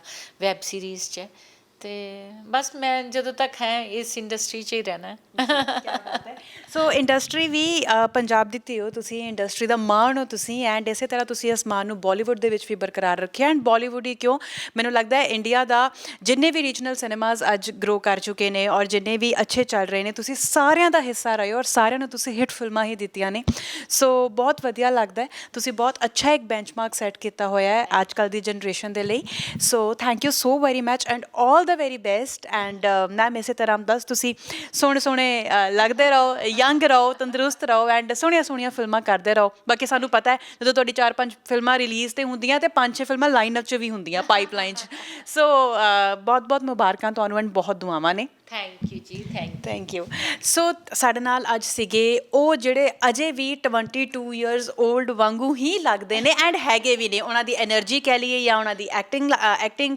ਸਕਿੱਲਸ ਕਹਿ ਲਈਏ ਸਭ ਕੁਝ ਬਾ ਕਮਾਲ ਹੈ ਸੋ ਇਸ ਬਾ ਕਮਾਲ ਇੰਟਰਵਿਊ ਐਂਡ ਗੱਲਬਾਤ ਨੂੰ ਤੁਸੀਂ ਕਿਹੋ ਜਿਹਾ ਮੰਨਿਆ ਤੁਹਾਨੂੰ ਕਿਹੋ ਜਿਹਾ ਲੱਗਿਆ ਜ਼ਰੂਰ ਦੱਸਣਾ ਕਮੈਂਟ ਬਾਕਸ ਦੇ ਵਿੱਚ ਫੀਡਬੈਕ ਦੇ ਕੇ ਫਿਲਹਾਲ ਦੇ ਲਈ ਵੇਖਦੇ ਰਹੋ ਸਿਨੇ ਪੰਜਾਬੀ ਇੱਥੇ ਤੁਹਾਨੂੰ ਐਂਟਰਟੇਨਮੈਂਟ ਦੀ ਹਰ ਇੱਕ ਅਪਡੇਟ ਨਾਲ ਦੇ ਨਾਲ ਮਿਲਦੀ ਰਹੇਗੀ ਆਪਣਾ ਤੇ ਆਪਣਿਆਂ ਦਾ ਰੱਖੋ ਖਿਆਲ ਦਿਓ ਇਜਾਜ਼ਤ ਸਤਿ ਸ਼੍ਰੀ ਅਕਾਲ ਸਤਿ ਸ਼੍ਰੀ ਅਕਾਲ ਜੀ